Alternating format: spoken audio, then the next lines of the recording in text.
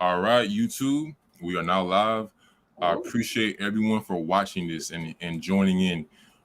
We got ourselves a special guest today, real Kiyaaa, and she's here. And very, very, very powerful woman. She knows how to speak, give a gab to the max. And I'm gonna start off with the first question. I'm gonna let you reintroduce yourself. But last time we did go live, it was about 9 months ago, and we was speaking about reincarnation. We were Yeah. speaking about the most powerful beings on the planet. We was going in depth about a lot of things, and it's good that I'm now not no more anonymous. A lot of people was asking me to show myself, so now I put myself in a position where I'm now showing myself, and now even people like you have motivated me to put myself out there because people like you have shown that fear is not a real thing.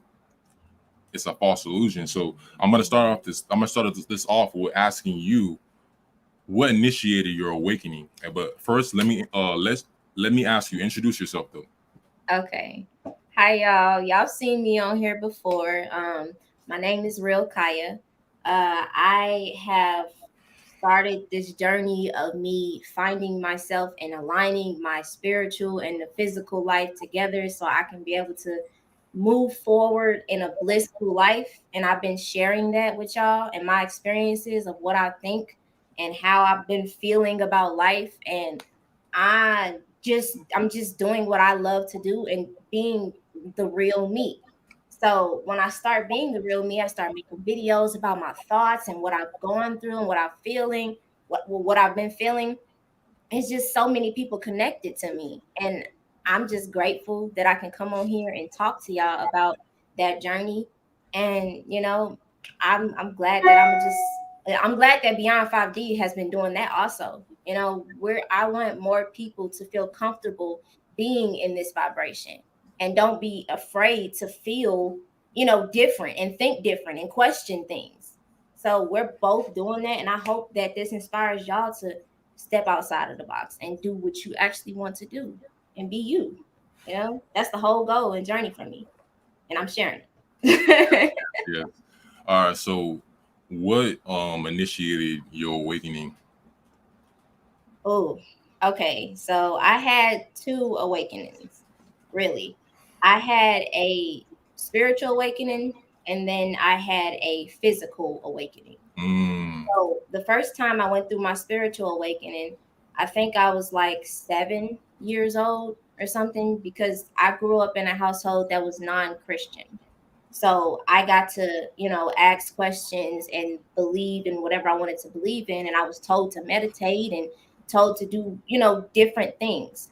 So I've always been aware, and I've always had those feelings about religion and food and spirituality and all of that. That's what I grew up off of. Now, the second awakening that I had was me trying to navigate my spirit onto this physical plane. Because when you're in your spirit and you're thinking about your awakening, you're starting to feel like, I don't really care about money. I don't really want to work this 9 to 5. I don't want to be the rat race. I don't, I just want to live in the jungle, eating fruits and vegetables. And that's how I was just feeling my entire life. And I'm just like, I had to come into that awakening like, no, I have to be able to navigate and pull things from the spirit realm into the physical realm to create. We are creators. So I had that when I had met my partner. He got me out of my shell, which made me want to be more confident in being a creator and not following the social norms. Like, I didn't desire to work a job, but I was still working a job. Why? And I'm already awakened. I know this is not right. I know I don't feel happy here. I don't like being told when to wake up and what time I can leave. And that feeling, I was already aware of that, but I just wasn't, you know, putting action towards changing my life. So, somebody actually asked me, why are you doing this? Why are you not doing what you love? Why are you not sharing yourself? Why are you just accepting the social norms and doing what everybody else is telling you what to do?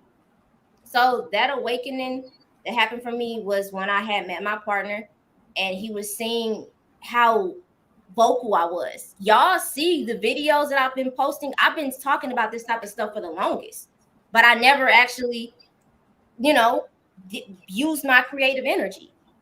I thought the way to live was to go to work, go to college, get a retirement, get that, and do all the things in the American dream, and that's what life is. But no, everybody's definition of happiness is different. I'm trying to figure out why I'm not happy with the life that the government has set up for me, right? We're supposed to go down this path. Why am I not happy with it? So when I just, it was a certain, I think it was like in 2020. Yeah. That was when I started to think about my physical life, when I started to have an awakening about creating more, becoming more into my power and my, ability to create. So, yeah. Hey, shout out to all the 2020 gang, because that was when I woke up too. I had my spiritual awakening in 2020 as well, when the whole pandemic was going on. And I was like, everything started to make sense. Everything was like a puzzle. And I started to put things together. And I was like, okay. But a lot of people, even in this chat right now, can relate that you did probably have your spiritual awakening in 2020. 2020 was a powerful year. So 2 people making this video right now had their awakening in 2020. So that tells you how many other people had an awakening in 2020. So Yeah. shout out to you for that, and shout out to everyone else who's watching for waking up in 2020. And we can get a huge like for everyone watching, so we can get more of these going out. We can send these videos out to YouTube. Much appreciated. So oh yeah please, y'all. so the next question we're gonna ask, how can listeners find you online? If someone watching, how can they find you? Yes, please. I've had a lot of people, make fake accounts and try to pretend to be me. And actually, some people are saying they're doing tarot card readings, and they're sending money and stuff like. I'm like, please use your powers of discernment to know what is not me. So you can find me on YouTube, which is my name, Real Kiyaaa, that you see right there at the bottom, and then you can find me on Instagram, search Real Kiyaaa. And then my Facebook is The Real Kiyaaa. So just put THE in the front of it. And that's how you guys can find me. Those are my only accounts. I don't do tarot card readings. I will never ask you for money through messages. Use y'all discernment, please. Okay. Okay, so what's 3 books you'll recommend to people on your journey? Because I know you read a lot as well. Yeah. So what's 3 books you recommend to people watching this? Okay, so for anybody who is trying to use their powers and learn about the more spiritual side of themselves, I was reading this book. It was called The Vortex by Abraham Hicks. It really talks about, remembering who you are when you came here, and that like your life is supposed to be feel good. You come to earth as a creator, and that book reminds you that we're just in an environment with enormous potential to launch our creation, and we forget that. So it talks about your attraction to anything, everything that you think. It's literally just you understanding your consciousness more. So that's for if you're trying to connect more with your creative powers. The one where you talk about your body, I love the book called We Are Not the Same. I think her name is by Shaniqua. I forgot her last name, but that was my favorite book. That helped me with aligning my body. And then what else? I had,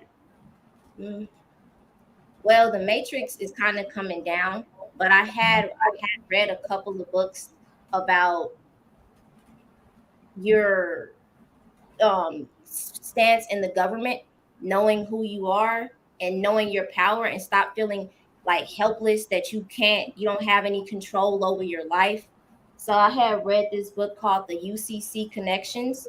It's like $5 on Amazon if y'all want to get it, and it just teaches you about your laws, your rights. Just makes you feel more powerful in yourself. I want to let y'all know the book that I'm currently reading right now is called How to read the Akashic records. Mm. And I I'm love I'm about to get that book. Hold on. please, please get Just it. put it in my notes. No cap. No cap. Because dang, I love me some Akashic records. Like people Yes. always, people And always it's going online. yes, I love the Akashic. I heard about it and I'm like, okay, let me actually read the book. So I read the book. I'm halfway in there and I've already tapped into the Akashic records one time. I got to see myself in a past life. They showed me a little vision. I'm just like, whoa, this is crazy. You know, you're really shifting your consciousness. And this book is Mm. talking about how what we say out of our mouth, this is like frequency literally manifesting itself. So you just saying words will shift you into the consciousness of the Akashic records.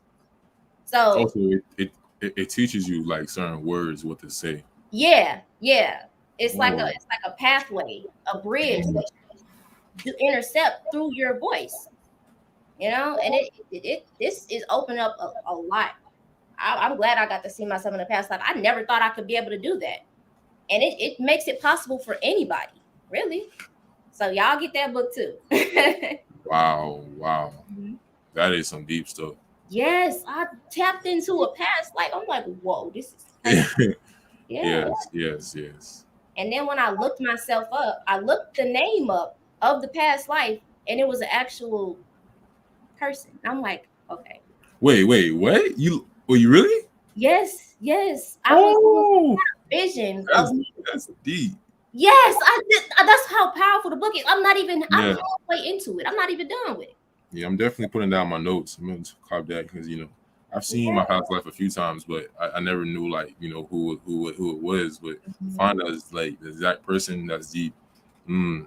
Knowledge I is just saw powerful. me running through the woods at nighttime. I'm like, why am I running? You know, and then I had okay, I'm like, okay, what's going on? And then I had asked what's my name, and it said Tilly. And I'm like, who is Tilly? You know, and then I looked it up and it said that Tilly was helped by Harriet Tubman. She was a runaway slave, and Harriet Tubman had helped her get to freedom. And I'm just like, whoa, why would I see that vision? Why would I get that name if it didn't connect to me? You know, so Hmm. I'm happy I got to experience that. So get Wow. the book. It'll tell you how to connect to your higher self. Hey, Yes. everyone watching, I just want to give happy 777 portal. Oh I yeah. got 777 tattooed. Today's July 7th month, the 7th day, and we're in 2023. So 2023 equals 7. So today's a 777 portal. So it's a very powerful day today, and it's a great day for spirituality, meditation, seeking the truth as well. The 7 is all about speaking the truth. When you think about 7, think about 7 chakras. We have 7 chakras. When you think about 7, think about 7 days in a week. You feel me? Like, that was good. yeah. Jesus died on the 7th day in the Bible. So 7 is a very powerful number. And this is a very powerful day. It's a portal, So, meditations, getting your sun gazing is a very powerful time for sun gazing as well. So just had to definitely insert that in. So Kaya, we're gonna go into the next question. We're gonna ask you, when it comes to public speaking, right? What's a great way to get into public speaking? Because a lot of people are scared to put themselves out there. So how does one public speak better? How does one get out of that anxiety? Oh, okay. Okay, so let me explain it like this. I used to have that anxiety because I felt like, okay, there's information already out there. What could I possibly provide? You know, people already know this, but it's about your deliverance, how you do it. Take this for an example. Everybody has different body shapes, different voices, different eye shapes. Their body, everybody just looks different, right? It's the same way with your path and the things that you want to do. You looking at somebody else and how they do it, that's not you. So you have to fall in love with your life. and your deliverance and how you do things, you know? And that's because you stand out and you're doing things differently. That's what's going to make people attract to you more and give you the confidence because you're being you. And don't be afraid to show that part of you because you never know where it could take you. If you're just hiding yourself this whole time, you got so much potential in life to live. And if you having a thought about you sharing what you feel and becoming a content creator, why not do it? What do you have to lose? You know, you can literally do anything. It's just your mind. Everything it always be in your head. You are so different, and that is what's gonna make you special and stick out. You may think that it's all of these creators and people trying to make videos on it. No, don't think about that. Think about your purpose, your presentation, how you want to do things, and be different. We're all different. Our bodies are different. Our birthdays are different. You know, our hair texture is different. Our eye color, like all of that is different. And it's making us see that we don't have to be what everybody else is. Just be you. And don't be afraid to let that out. Because what else, you know, experience. Have fun with life. That's all I'm gonna say. Have fun. Yes. And everything just comes to you. Literally, that's me. When I started making my videos, I was just having fun. I was just like, okay, I want to talk about this. Mirrors are kind of like weird to me. They always been weird. That was my first video I made. And I was just like, I don't care. I'm just gonna make a video about it. And I'm just being me. And look, it just went up. Yeah. I just kept going. Don't get discouraged. Just be you and have fun with life. That's it. Yeah. It does take a unique individual to put themselves out there, because when I put myself out there, I was different. I'm a very different person. I'm weird. So putting yourself out there and you got all this unique energy, people will be attracted to you because you are unique. There's no one else like you but you. There's no other Beyond 5D. There's no other Real Chosen. There's no other Real Kiyaaa. There's no other Solo Minati. So we're waiting for the next spiritual people to come up, the next conscious creators, you know, but there's gonna be no one like you. Like no one could copy you. Like there's not a single person alive who would copy exactly who you are, because you got a soul and you got a personality, and no one could copy you word for word, design for design, video for video. No one could do that but you. So when you push yourself out there, don't be like, oh man, I want to be different. Like there's gonna be someone out there. There's gonna be people out there like your soul tribe and your community who's gonna really respect you for what you're doing, because putting yourself out there is not easy, and it comes with a lot of respect. It do. Just be you. Have fun with life, and that's what it's supposed to be. You're supposed to feel good. Mm-hmm. You got it. Just do it. Yes. Be fearless. All right, so we're gonna get into the next question. When it comes to movies, what are 3 movies you recommend for people to watch? Ooh. Okay. 3 movies I recommend for y'all to watch. Y'all already know my top 1 is gonna be Doctor Strange Multiverse of Madness. That is definitely it's gonna open your mind about the multiverse and life and like the possibilities of what could possibly, you know, be out there. That was a good one. What else? I liked what is another movie that I watched? I know I be recommending them all the time. I like this Soul. Disney made it, but I like the Soul movie. It makes you remember. It makes you remember about your purpose, and it talks about the before and the after of your spirit, and it really shows how everything works, you know, in the spirit realm. It's nice. I liked it that. And then the third one I would recommend is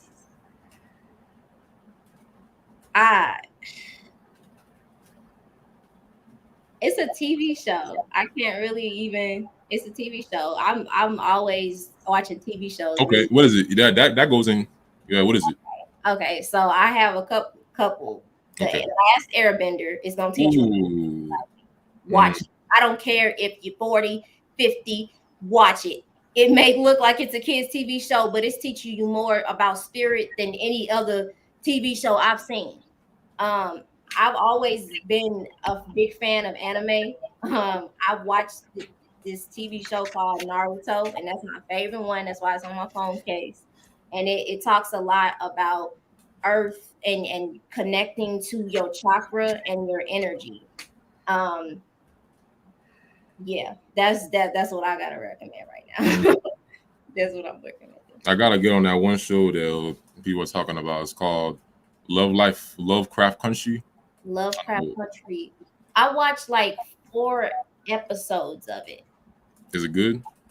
It's good. You have to have an open mind because it might come off like, you know, off topic. It's like weird. It'll they shifted the story so much, and it's like it confuses you. Yeah, I've also watched Black Mirror too. Oh yeah, I watched that. I watched the first 2 seasons. That really gives you a lot of necessary things of what's going on. Perception on society. Yeah. Especially the one where it was an episode where people were like literally being judged by their social media. Oh yeah, like see, reputation. Yeah. So you can see them, and then if they don't like you, then you don't get no job, you don't get no cars or anything. It's just it makes it harder, and that's the social norms right now. People think that social media defines who they are. Like, no. Yeah, we're definitely in reality where your reputation is people care about their reputation. It's okay to care about it, but when you care about it like to the max, where you don't care about your private life, it's like, what's going on with your house? Is your house clean? Like, is your parents okay? Is your family good? Like, I'm the type of person I love people like when people talk about their family because that's insight on like, that's their bond with their ancestors. So yeah, that definitely can't be neglected at all. Yeah. Oh yeah. So what was your favorite childhood memory? Oh, my favorite childhood memory. I'm gonna say my first time astral projecting. That was my favorite. Like, I've always been the type of person, I love spiritual things. Like, even me being as a kid, I had that experience where I was laying in my bed, and I think I was like 7, not 7. I probably was like 5 years old, and it was pitch dark. My mom used to always turn the TV off every time it's time to go to bed, and I was rising up out of my body, and I was looking around. And I thought, me as a kid, I thought I was about to transcend. I was really scared, and I had floated back down to my body. So it was just me levitating up above my body and seeing my body, and then I came back down. And I woke up and I was crying, and I had went to my father and I was like, Dad, am I gonna die? And he was like, You're not gonna die. You're not gonna die. Relax. And that was my first time of me having a spiritual experience, which is something that I really liked. And I tried to do it so many times after that. And I tried to chase that feeling. And that was my favorite memory that I had spiritually, because I was seeing so many colors floating around me, and it was beautiful. It was beautiful. That's always been my favorite experiences, even as a kid, even now. That's all the ultimate love for me. But I got to experience astral projection as a kid, and that was my favorite time. Shout out to all the people who astral projected before, because it's very hard to do. And I didn't even do it on purpose. And that's been happening with me. I haven't been doing it on purpose. It just happens and it comes to me, and I just be like, yes, I love this. I'll keep going. Let's do this. Like, I love it. I really do. All right, this is a good question. When it comes to your spouse, your man, how did you meet your man? Oh, okay. I had got out of a relationship where I was cheated on a lot of times.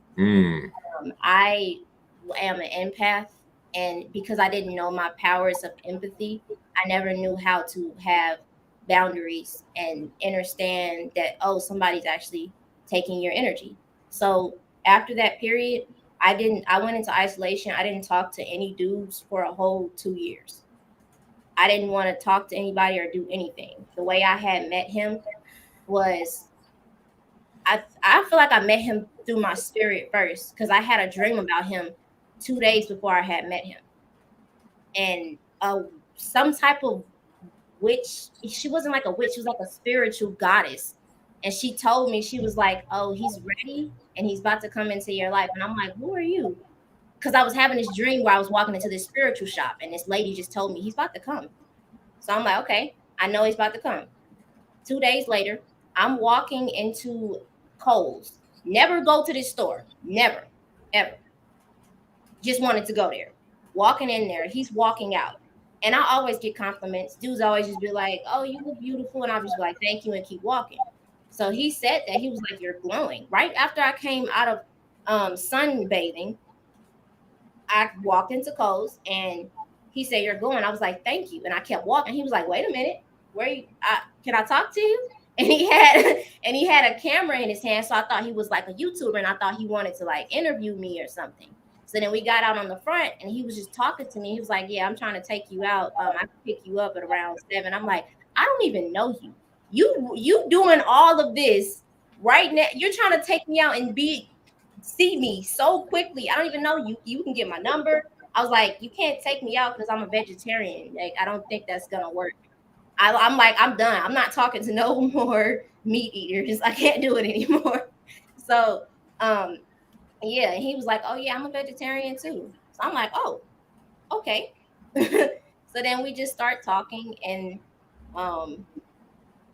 it just went on from there. We got on FaceTime, and we was on FaceTime for like 7 hours, just talking about spirituality, talking about Christianity and food, and why we're vegetarians. And when I met him, he was on semen retention, and I'm just like, oh, that's good. I'm happy about that. Because he was on his spiritual journey when I met him too. So I was like, wow, this is amazing. And the fact that I didn't talk to anybody, I didn't involve myself in nobody. I was just like, I'm gonna get the person that I want, and I'm not gonna force anything. I'm gonna know exactly how I want to be treated, and I'm just gonna just be in my own energy. And I know he'll come to me. I'm not even gonna, try to look for anybody.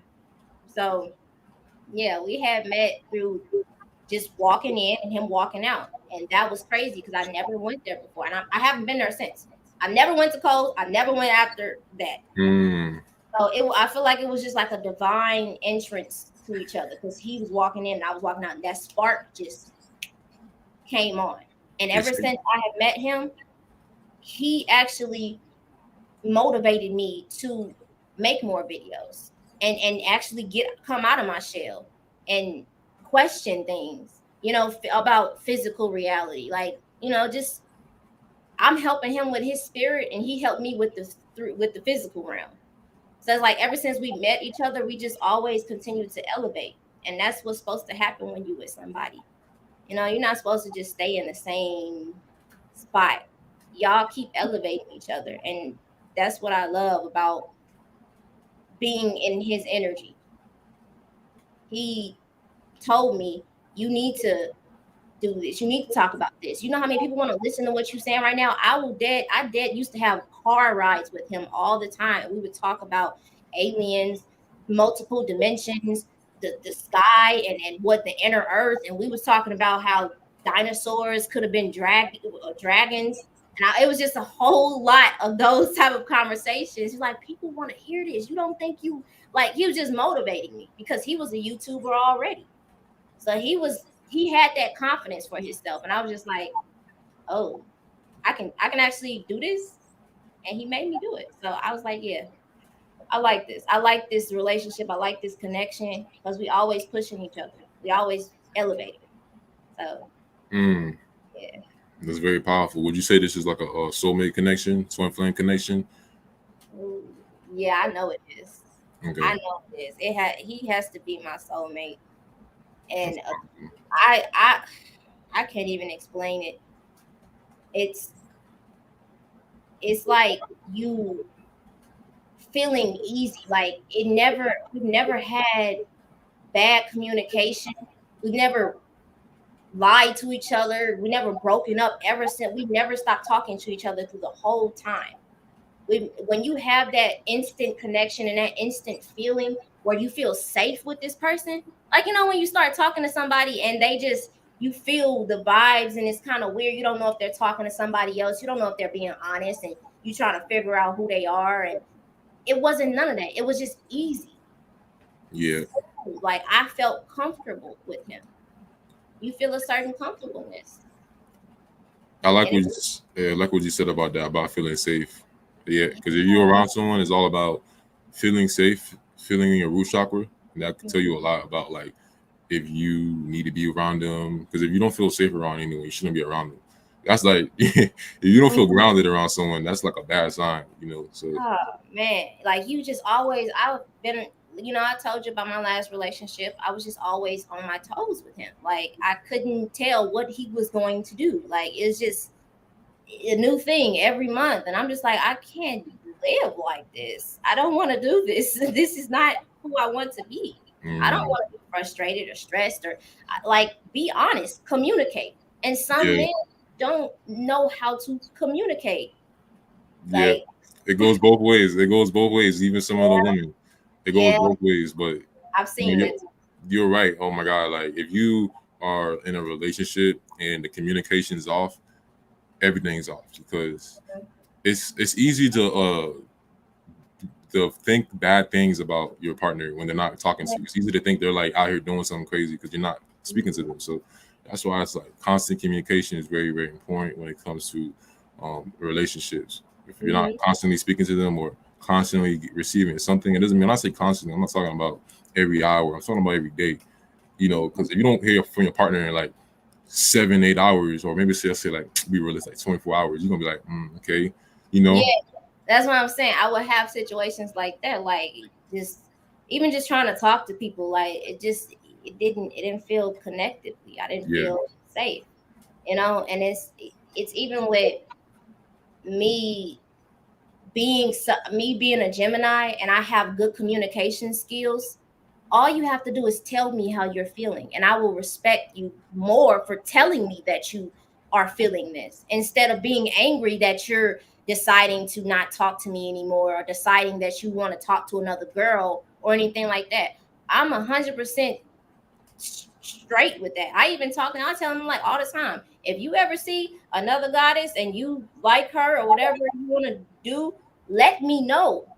I would rather you let me know before. If you have thoughts of talking to somebody else, I'm secure within myself to know that I'm okay. Just be honest with me. Don't try to be with me and you still want to talk to other, people without me knowing. It's just people don't know. People are not honest. It's like, why can't you just talk?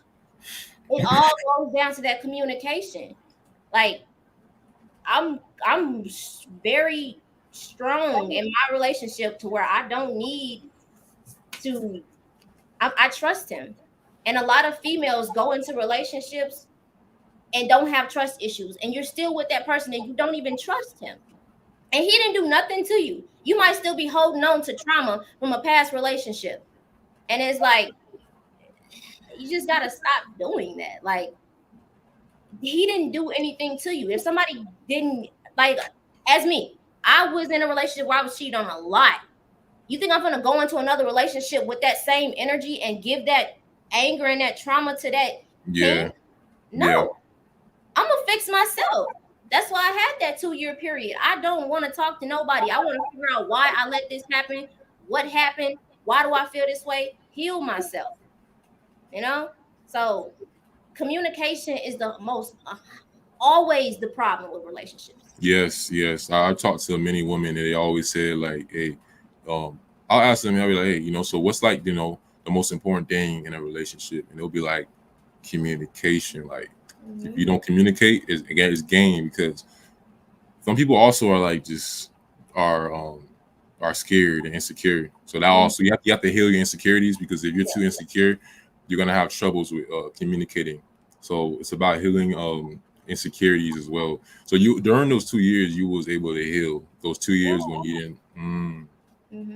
Yeah, I was able to see certain sides of myself, and I've always, every girl goes through that experience, they first love, or just being cheated on. It's bound to happen because somebody, just not right within themselves. But one thing I noticed about myself is that I didn't let that change me. A lot of those type of situations, I didn't just start saying f dudes, and I don't trust these, and I hate them, and I don't want to deal with these anymore, and I'm just gonna be a player. And a lot of people go into that energy, like, Yeah, you're literally doing the same thing that person did to you, and you're spreading the energy more, and you're making it even worse. yeah. And Now, now they the bad guy. yeah, exactly. Because somebody hurt you. Yeah. And it's like, even with like, I heard my brother, like, he was talking to a girl and she was talking to somebody else, and he was like, yeah, I'm not ever trusting another girl in my entire life. I'm like, Yeah. you can't do that. You can't push, because one person did something to you, you're gonna condemn all of the females, and you're gonna just play them and hurt them. No, it's the Yeah. same thing. Females do that too. And I just be like, you have to stop spreading the pain that somebody did to you, and actually heal yourself. Because I feel like it's a tag on that heart chakra, because if yeah, if your heart gets broken, then you feel like you gotta break someone's heart, and you also don't know any better. So it's like you start, when your heart's broken, you start becoming more vengeful. You start like seeking vengeance, and you start like, hey, you start trying to get even on everyone because your heart's broken. So you don't know how love feels. So that's why my logo's green. I always promote green because green is a healing energy. It's your heart chakra, and heart love is there's no energy that's more powerful than love. And you are a representation of a divine feminine who can bring love to yourself and to your partner. yes, even like with being so much in my, I am an empath, and me being able to communicate well, I feel other people. I treat other people how they want me to be, how they want to be treated. Mm, So it's like, doing that helped me to understand how other people were feeling and have that empathy for them. Like, I don't want to be treated like that, so why would I do that? And even when the guy that I'm with now, I was comfortable enough with myself. And some girls can't even, have conversations about the past, and they get so mad about exes, and why you don't even need to talk about her. And I'm just like, I'm interested to see your path and your journey with females. What happened? mm, And people can't have those conversations because yeah, they get. it's that's a real spiritual connection, because you're able to really have honesty and Yeah, good motives too, because the motives are important. Y'all got good motives. Y'all here for each other. Y'all going to the distance. Y'all going to the late rounds. Y'all not like out here trying to be temporary and superficial. So yes. yeah. My first question when I met him was, have you ever cheated on a girl before? And Mm, he was like, no, I never cheated on a girl. I always told them, hey, I don't want to do this anymore. And that's what I respected about him. I respected that he didn't want to, be a liar and manipulate people. He just was just like, oh, I'm trying to have fun, mess with other girls, and I'm not feeling this anymore. So it's just the honesty. Like, for me, it's like, you, instead of lying, you want to tell the truth. I love that. And I really do like that. I really do. yeah. I love the mind. I love it. If Yeah. your mind is right, that's what I've always been attracted to. If your Yeah. mind, I'm hmm, thinking of what you said, that you said you're a Gemini, and I know Geminis are what they call sapiosexual. They're yes, like they need someone who's smart. They need someone who can speak. They don't like they'll get bored real fast. They don't like people who like are kind of like slower and like same thing every day, ain't trying to change. Like mhm. you're talking about a mutable sign, a sign that's always changing. So Oh my gosh, when I tell you how many times I've, like, constantly changed and done different things and got bored with it, and I don't want to do it anymore. Like, I'm so talented. Like I can paint, I can do tattoos. What else? Mm. I do my YouTube. I have a lot of things that I'm good at, but I just keep jumping to different things because I get bored of it and I go to the next thing. And it's like being a Gemini is very interesting. It really is. Oh my gosh, I bet. The only thing that's annoying is the inconsistency. That's the only thing. Inconsistency is the weakness Mm. for a Gemini because you have to, in order for you to be, if you're an entrepreneur, you have to be consistent with your content and the things that you want to do. And you got to tell yourself to get up, and you got to be consistent with getting up at this certain time, producing your things that you love to do. But sometimes you just get bored because you're a Gemini and you got to fight that because consistency is going to help you expand, grow, and get level up, you know? So Yeah, yeah, definitely. So, when it comes to like people, right? What's one thing people misunderstand about you? people. Mm. One thing that people misunderstand about me is that I'm going through this life just as y'all are. I'm a lot of people think, oh, because I have all of these followers and I have, a good YouTube platform and I have this, TikTok and Facebook, and it's just like I have everything figured out and I'm on the same journey as y'all are. I'm down my path and I'm trying to create and I'm trying to grow and change my survival into enjoyment instead of, a lot of people who are worried about money and paying your bills, and that's a lot of things that people got to face about life, especially in this reality. I worry about it too. I think about it too. I still am in the same boat with y'all, trying to go through life and do things differently instead of doing what society is telling you to do. And I'm on my journey. Like, please don't ever think that just because somebody has followers and they have it all figured out, everybody goes through their own spiritual journey. Nobody is perfect. We all are reflections. People misunderstand that and they'll just be like, oh, you a YouTuber, you can do whatever, and it's just like, no. I go through things. I experience things. I'm a person.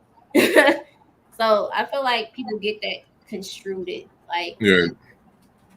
I'm experiencing the same things y'all are experiencing. I'm So trying to you would heal say, my generational trauma that's passed down mm, to my family. I'm doing something different in my bloodline. This has never been done in my entire. I don't have any entrepreneurs in my family. I'm the first. Who's actually not doing the college, who's not working the job, who's not um going down that path.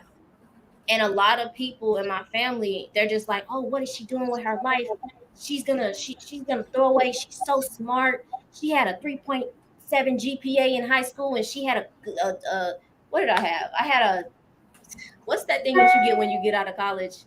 When colleges want you a scholarship. a bachelor's? Oh, okay. Yeah, I had a scholarship, and it was just like when I was going through that, they were thinking that I'm this person, and no, I'm not. I want to do this. I want to be me. Mm. So you went to college before? No, Oh, you didn't. Okay. scholarship. I could have went, Oh, you but had a scholarship. yeah. What did you have? What did you have a scholarship for? It was for my math skills. I Mm. forgot what it was called. It was it was for my math skills though. I was really good at math. But yeah, Mm. I just wanted to express that. Like I know that y'all are feeling this too. Like especially trying to change your life and do it in a different way. You can do it. Just like I'm doing it. Just have faith in your power to be a creator on this planet. The rest will be handled. Don't worry about all of the hard details. You're gonna figure it out and it's gonna happen for you. So Mm. I I've experienced a lot of judgment from my family because I'm not doing life the way they want me to. It's been Mm. really. I had a lot. I almost got kicked out. I was sitting in my car. Well, I did get kicked out because I told my mom, I was like, Mom, I don't want to work a job. I don't want to do that anymore. And I don't want to go to college. I just need time to figure it out, you know? And she told me to get out. And then I got in my car and I just drove and I was sitting there and I was crying. And I'm just like, what's the point of me feeling this way? Why do I feel like this? Why am I having these thoughts of life and spirituality and me having this awakening if it's not going to help me on the life that I'm supposed to have in America? So your gut feeling and what you feel on the inside, stop ignoring that, because I ignored it my entire life. Mhm. I ignored that because I'm like, oh, this is what success is. This is what happiness is. Okay, so you just got to make sure you have a house and a car, and you're going Mm. to be right with life, and just make sure you go to work and pay your bills and pay your taxes, and that's what life is supposed to be. And I'm just like, this is I don't. I'm seeing so many people unhappy, and Right. I don't desire this. If there's people who literally could build planes, build cars, create paintings, do that from their mind. You don't think I can't create the reality that I want? You don't think I can get me my own place, my own car, my own, everything? I can do this. And I had to get that strength and I had to stand on who I was. And I called my mom and said, Mom, I need your support. I'm trying to, I don't know what I really want to do right now, but if you give me the time, I promise you won't regret it. You just got to have strength in that, because I could have been homeless. You could real I could have been in the car, sleeping in the car. So Mm. I just want y'all to have strength from yourself and believe in your power. Just believe in yourself. Really, it'll take you far. That voice inside of you is not in there for no reason. You're not feeling that for no reason. Just like I wasn't. I wasn't feeling that. I'm not going my whole life being a robot. I don't want to do it. I'm not. I Mm. refuse to do it. I'm not gonna live Mm. like that. So, Mm. and it's no disrespect to anybody who has a job right now or who went to college or anything. Everybody got their own path and journey. Currency got to flow through different ways. But I just wanted to say, if anybody who's feeling like me, you can do it. It all takes your mind. Don't doubt yourself. Don't doubt your power. Believe in it, and it'll come. I'm the type of person that I'll see it when I believe it strong enough. Okay, so how do you feel about like people like deifying you? People looking up to you so much that they put you like on a high pedestal. How do you feel about that?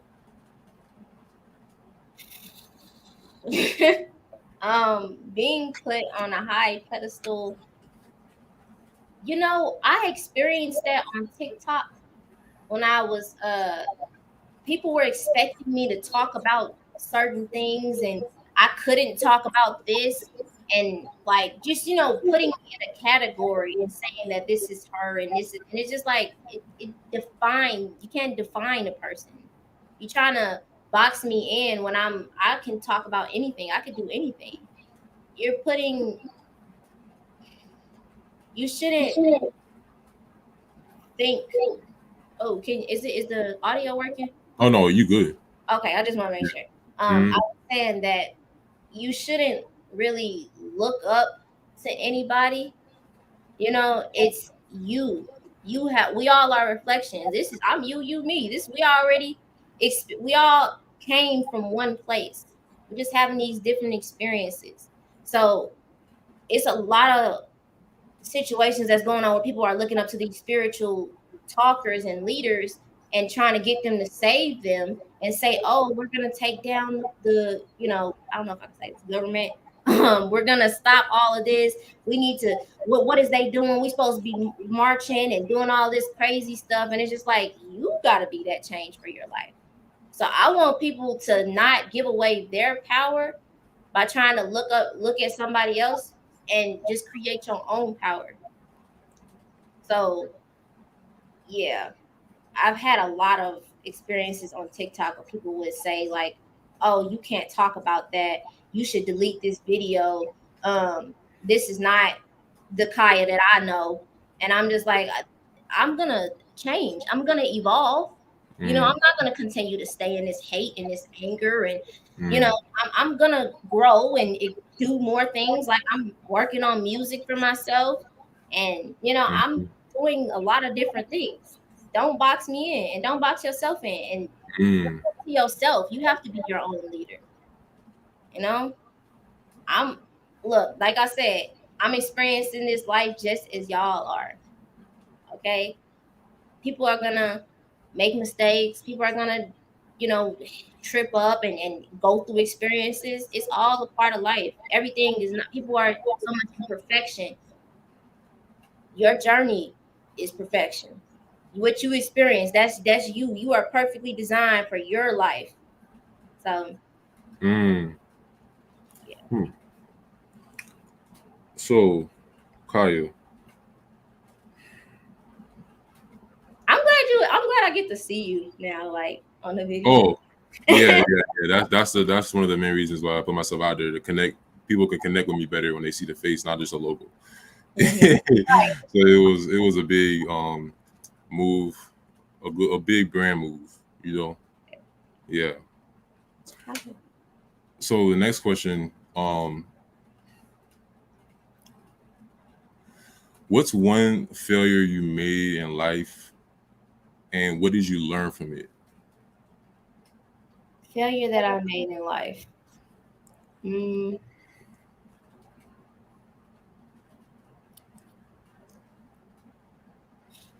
I would say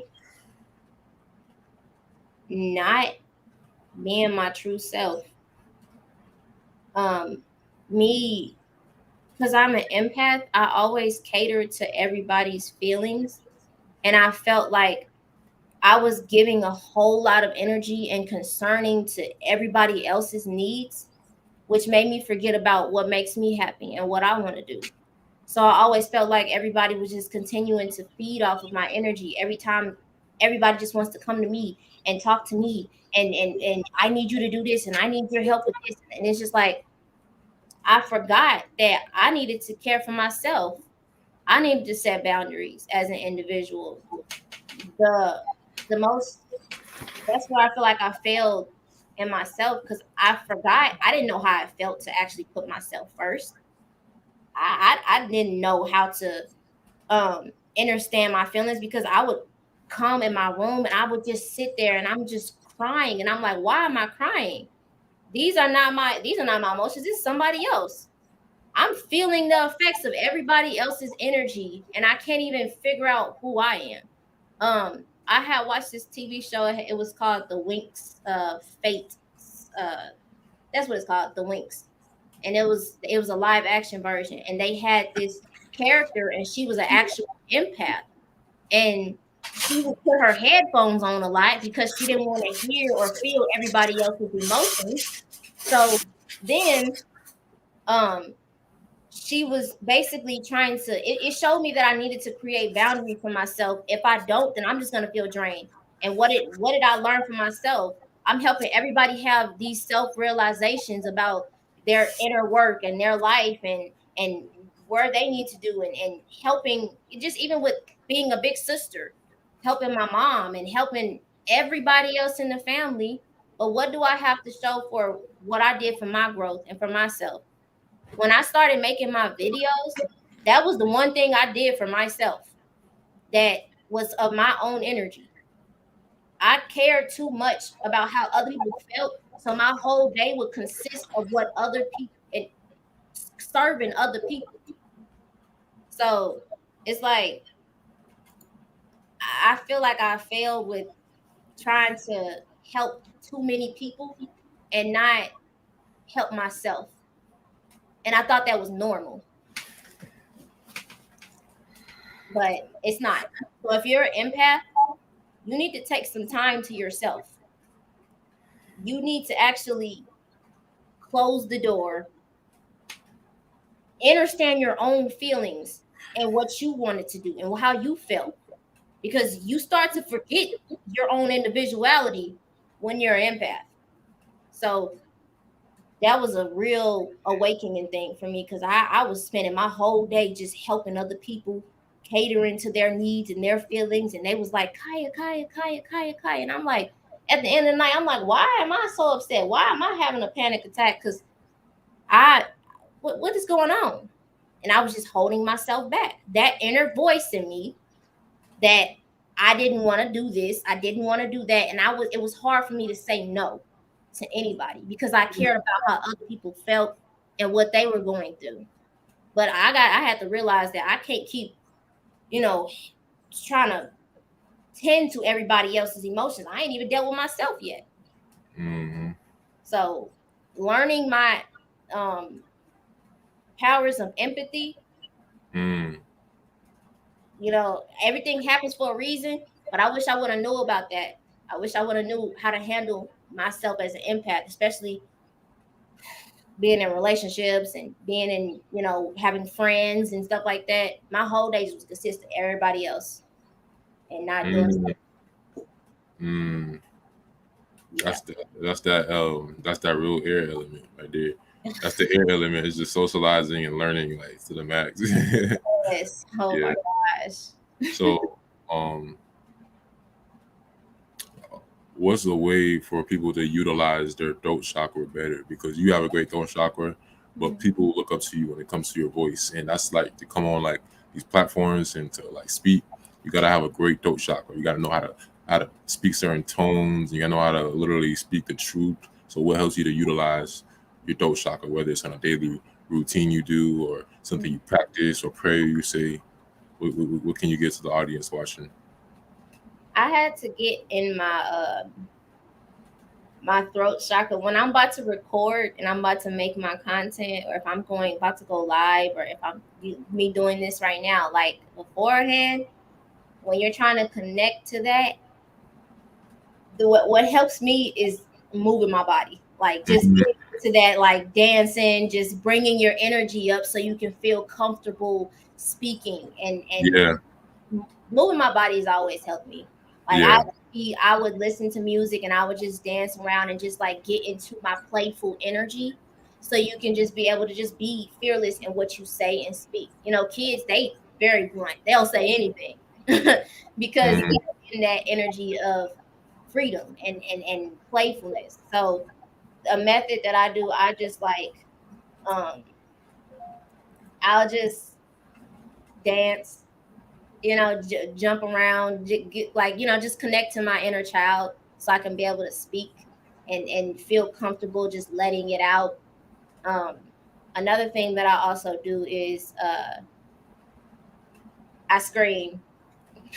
Oh, I mean, I've heard about that. That's good when you like when you go into the forest and you can just let out your voice. It really just releases. Yeah, I do that. I'll be in here and I just be like, okay, okay, let's go. Like it just gets you in that energy. Like, okay, I can speak now. Like sometimes it's just blocked, and you gotta just open it back up. Like it's a muscle, just let it out. So yeah, screaming and dancing. Moving your body and just like, because sometimes you'll just be blocked and you don't feel confident and comfortable in yourself. So yeah, go ahead and do that. Just be you. When you about to record or you about to do something or you about to speak, everybody got their own methods of how they do it. If you find your own, but that's my recommended one. Just like, and just do it like, like just let it out. It'll make you feel more comfortable.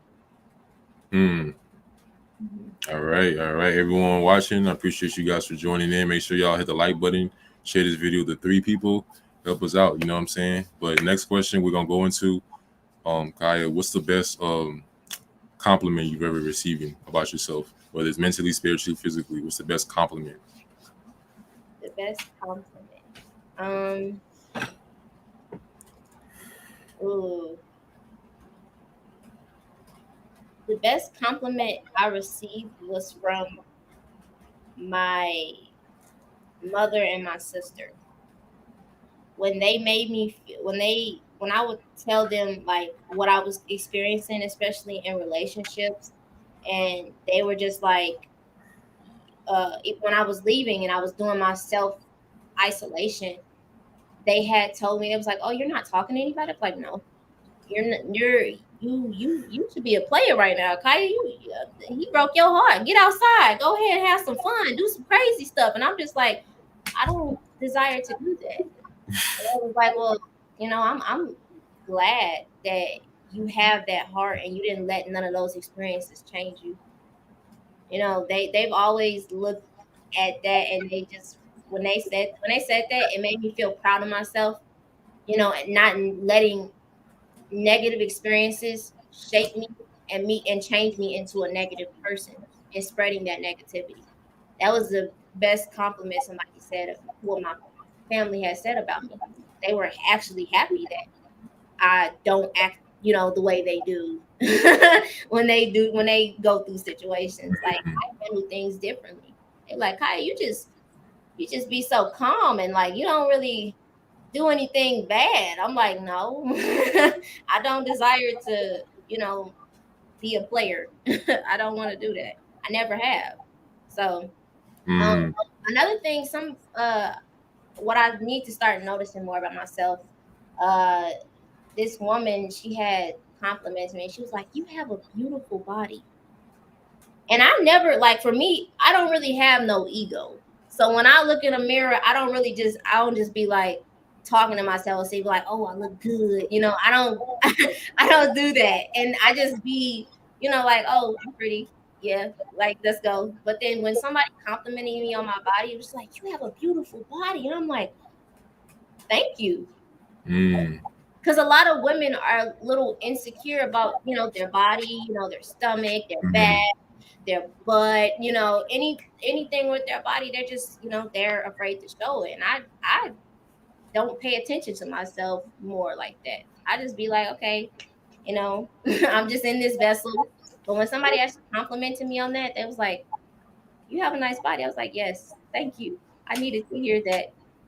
That just reminded me that I need to tell myself that I'm beautiful. I need to tell myself that I love my body and I'm so comfortable within myself.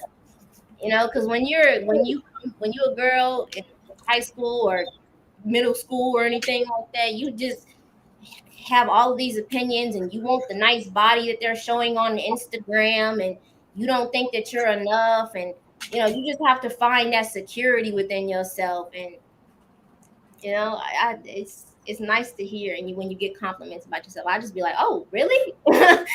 So, yeah. Mm. Okay. What's an insult that you received that you're proud of? Oh. That's a little tricky, but like something that someone said to you. Everyone got an opinion. We're in a world that's it's a world of opinion. So what's an opinion you received, an insult you received that you was proud of? mm, an insult that I received that I was proud of was when I had an argument with my mom, and I stood my ground, because when she told me, she was like, "So you're just gonna you're just gonna believe that you can do something and you gonna do it, and you're just gonna go through life just thinking that if you believe in it, it's gonna happen." And I was like, "Yes, I don't care. I feel happy that I believe in myself. I feel happy that I can say this, and I know it's gonna come true. I believe in my power." And like, I was just talking so multi-dimensional and higher, around me. And she was just on a 3D level, just talking about money and what are you gonna do with life? And I'm just like, I'm gonna believe. I'm gonna I'm gonna Mm. keep continuing to create, and I'm gonna use my energy and the voice that's inside of me and my gift, because I know it's something special inside of me. I can't Mm. just keep ignoring that. And she was just like, "You can't just walk through life and think that money is just gonna fall into your lap. Watch me." I know that money is a currency and it has to go through something. It has to have a Yeah. value to come through, you have to be doing something for it to come to you. I'm not just, mindless and just being like, oh, if I meditate, money is going. If I meditate, it's just gonna be right here in my lap right now. No, you got to put some work in. You got to create that flow so it can come to you. I knew that, but me trying to explain that, it was just hard for her to understand. Like, you think you just gonna believe it's something that's gonna happen? Yep. I know my power. I know I'm a creator. I know I can create. And it's not about the money. It's about the things that you create.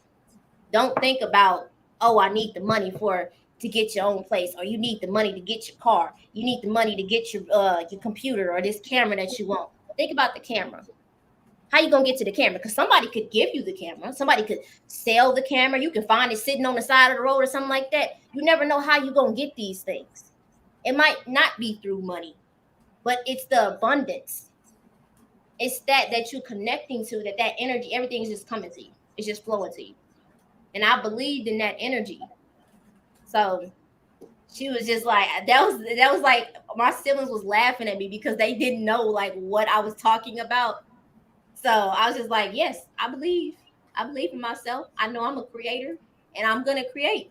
I don't want to work a 9 to 5. I don't want to be in debt. I don't want to go to college.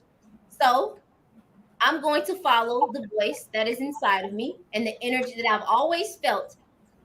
And I believe that if I follow this, life is going to work itself out. I'm going to feel it. So, yeah, I merged my spiritual and physical perception, and I'm attracting everything that I want because I stood on who I was. I stood in who I am. So, yeah, I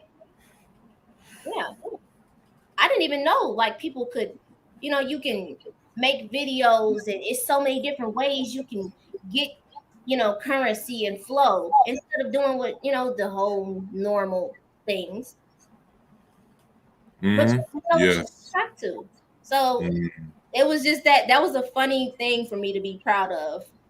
Me just believing in my spirit and my power, and arguing with somebody because they couldn't understand how I was going to be able to get this money and this abundance and be able to take care of my survival off of just my mind. You think you like yeah, I'm gonna do that.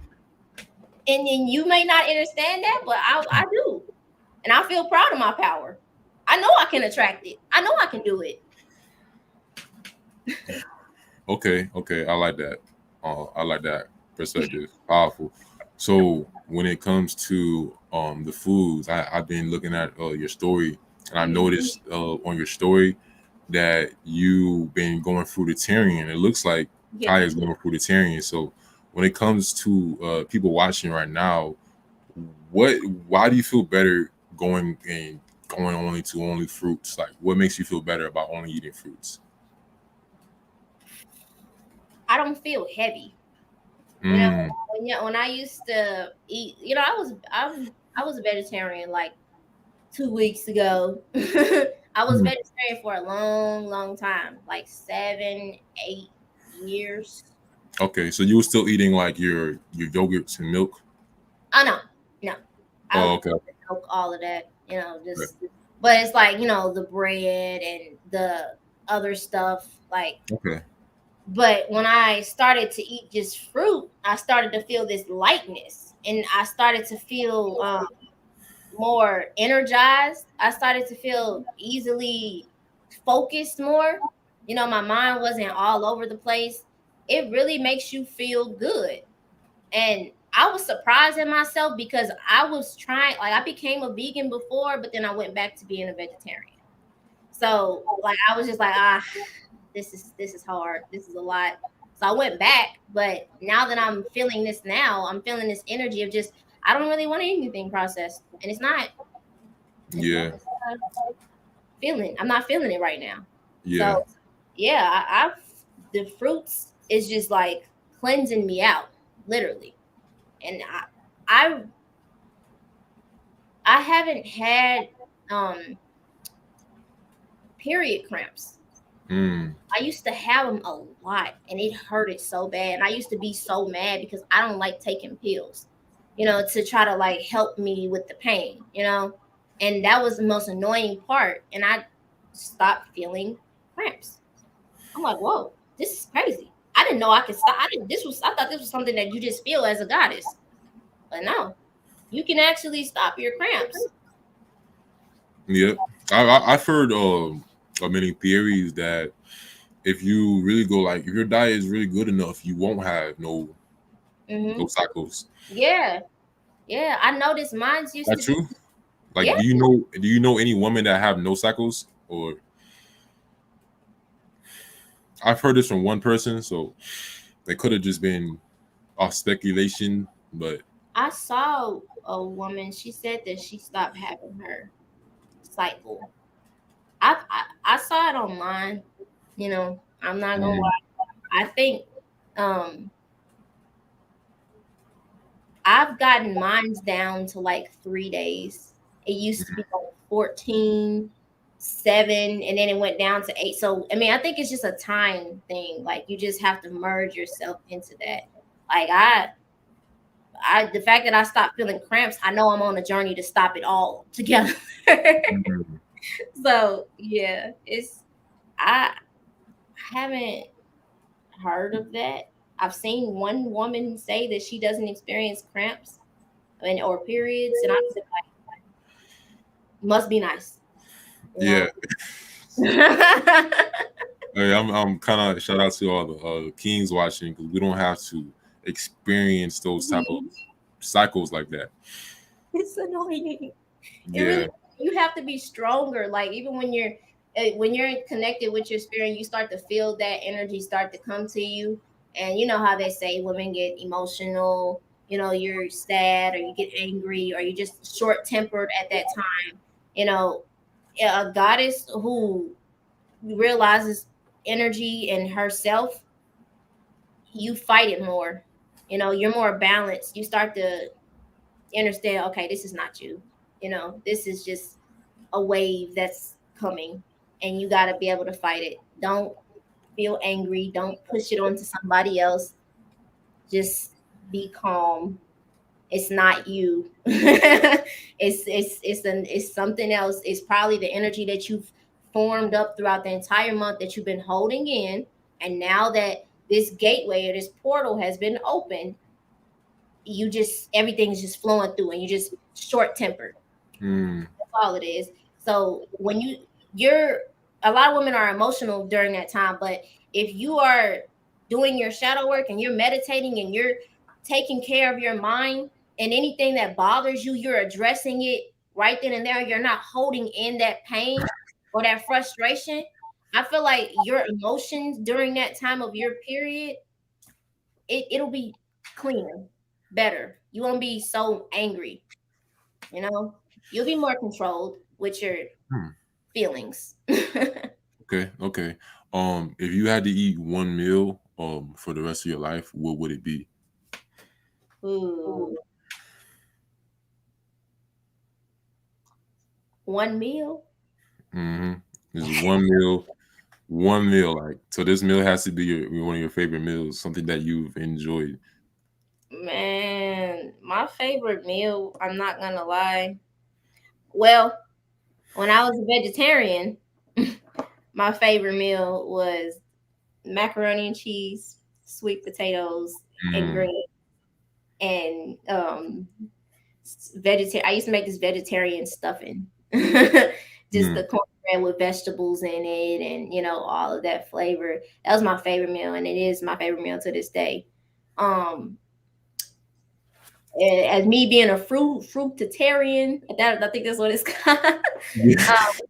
I love the I love apples. I think Mm, I think I can eat apples for the rest of my life. okay. What color? The red one. Red one. Okay. Yeah, I like the apples. That's my favorite. Oranges. Oh, that's a hard pick. It's a hard pick. I'm gonna stay with apples though. I'm Mm, gonna stay with apples. What okay. about you? With me, favorite fruit, favorite meal would be It's gonna be kale wraps. I love Okay. kale wrap. Yeah, kale wraps, or a bowl of quinoa. Some fresh quinoa is that's top, and then some seeded watermelon. Those are top tier. Those foods. Oh my god, seeded watermelon is like Yes. Oh also my gosh. seeded watermelon is also a pre-workout. So for all the men watching who are in the gym daily, get you some seeded watermelon, and watch how your energy of the workout is going to be like.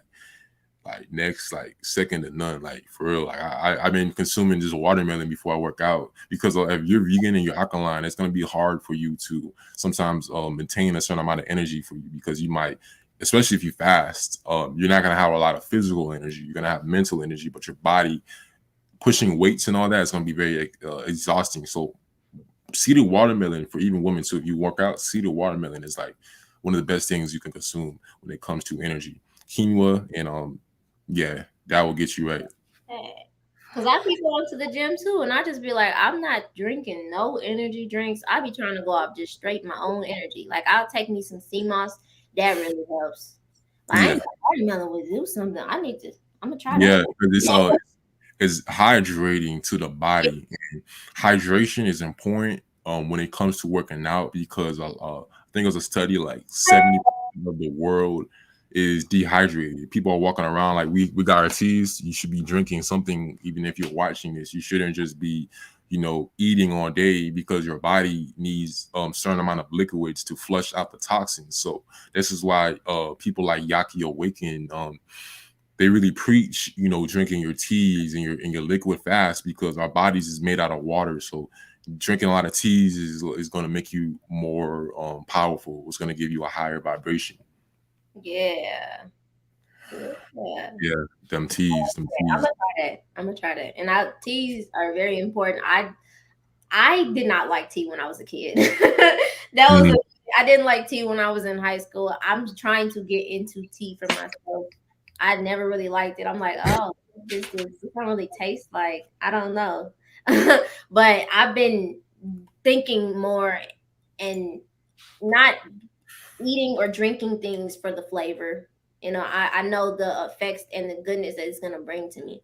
I'm noticing changes in my taste buds. I'm starting to like different things now. Like I tried a what is it called? Ooh, it's gonna come back to me. I tried a Mhm. fruit and I liked it. I've never Mhm. tried that before and I didn't like it beforehand, but I tried it again and I liked it. So try new things when you're going through your awakening. Like drink you some tea, try that fruit. You might Yes. actually like it now because you have a different perception of reality and life and taste and what's healthy for you. So Oh yes. mm, All right, we got a good question. So, what do you feel like the world will look like in 50 years? oh, oh, Because oh, we got a lot of future thinkers in here in the chat. I'm a future thinker, so we got a lot of future thinkers, and this is what we think about. We think about what's the world going to look like in 50 years? What's the world going to look like in 20 years? We all going to have our own, offsprings and things like that. So we're kind of like concerned about the future. So what yeah. do you feel like in 50 years?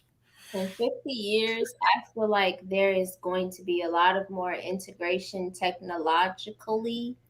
Things are going to be looking a lot different. If you want to see what the future is going to look like, promise you, if anything that involves high tech, like the Black Mirror episodes, it was one episode where she had a solar panel that she just put on her car and she could take it off and just to charge her car. I feel like that type of stuff is gonna happen. Um, I feel like it's just going to be a lot of technological integration more, and we're starting to see it more, and a lot of people are in fear of it. Um, and we should be aware of it because it's some bad parts, and it's also some. It's what the aliens and the other beings on different planets. They're highly technological. They know how to peacefully integrate their technology and spirit and their energy into things. So we shouldn't be in fear of it. It's everything has to evolve and it's going to. So, in 50 years, I feel like they're, oh man, I feel like there are gonna be aliens walking around. Like, You said aliens? yes, I do. I do. Mm. I feel like it's gonna we're going to be introduced to more mythological things. I really do. I feel like that's gonna be normal. Like Mm. things with the water and in the mountains, we're gonna see more sightings of, beings, and I feel like that's gonna be heavy, heavy. Like they're already showing that to us in TV shows. Like aliens, like we're actually gonna start seeing UFOs in the sky, and it's gonna be normal. It's not gonna be a shock to people. People just be like putting it on the news and just want a video, and then like, no, that's just gonna be normal. We're gonna literally, I don't think we're gonna have gas. Mm. I don't think um I don't think food is going to be it's gonna be different in 50 years. Yeah, with all this farm changes and these agricultures, so it's like we don't know what's gonna go on, but Yeah. you making some good predictions about the technology though, because they're trying to push. You seen the new Apple Visor glasses. I saw that. Yeah, and I'm like, I mean, it looks like some Black Mirror stuff, and Yes, that's what I'm saying. Everything that they show in these movies and TV shows, it always comes. It always comes, and you'll see it. Like, man, yeah, that's gonna be big. It's like you have to have a balance. You can't forget about the planet, and that's what people are getting lost into. Even with this whole thing with social media, the internet. People are getting lost in it, and we're supposed to be using it to come together instead of doing all of this propaganda of hatred and seeing on this timeline of just all the bad stuff that's happening. We don't really get to see the good things that's happening. It's been used for its own agenda. So I feel like we have to mature with this technology that we were given so we can experience more, because obviously it's bound to happen. I know it's different. I know it's different planets that are already evolved with technology and using that and using the free energy. I was watching a video, or I looked up an article, and they were talking about how they can pull electricity out of thin air. And yeah, people can do wow, that. Create free energy.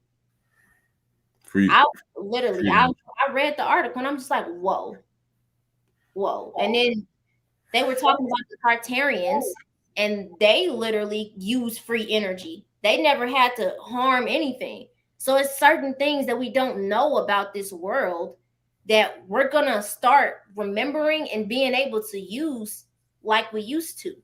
I watched a video. It's people who are doing something in another country. They're taking the ocean water and creating light from.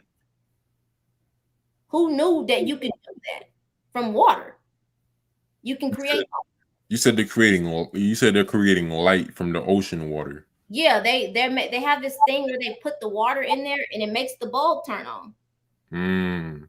So it's like it's those type of things that's happening. It's on my channel. I mean, it's on my TikTok. Y'all go look at it. It's called Free Energy.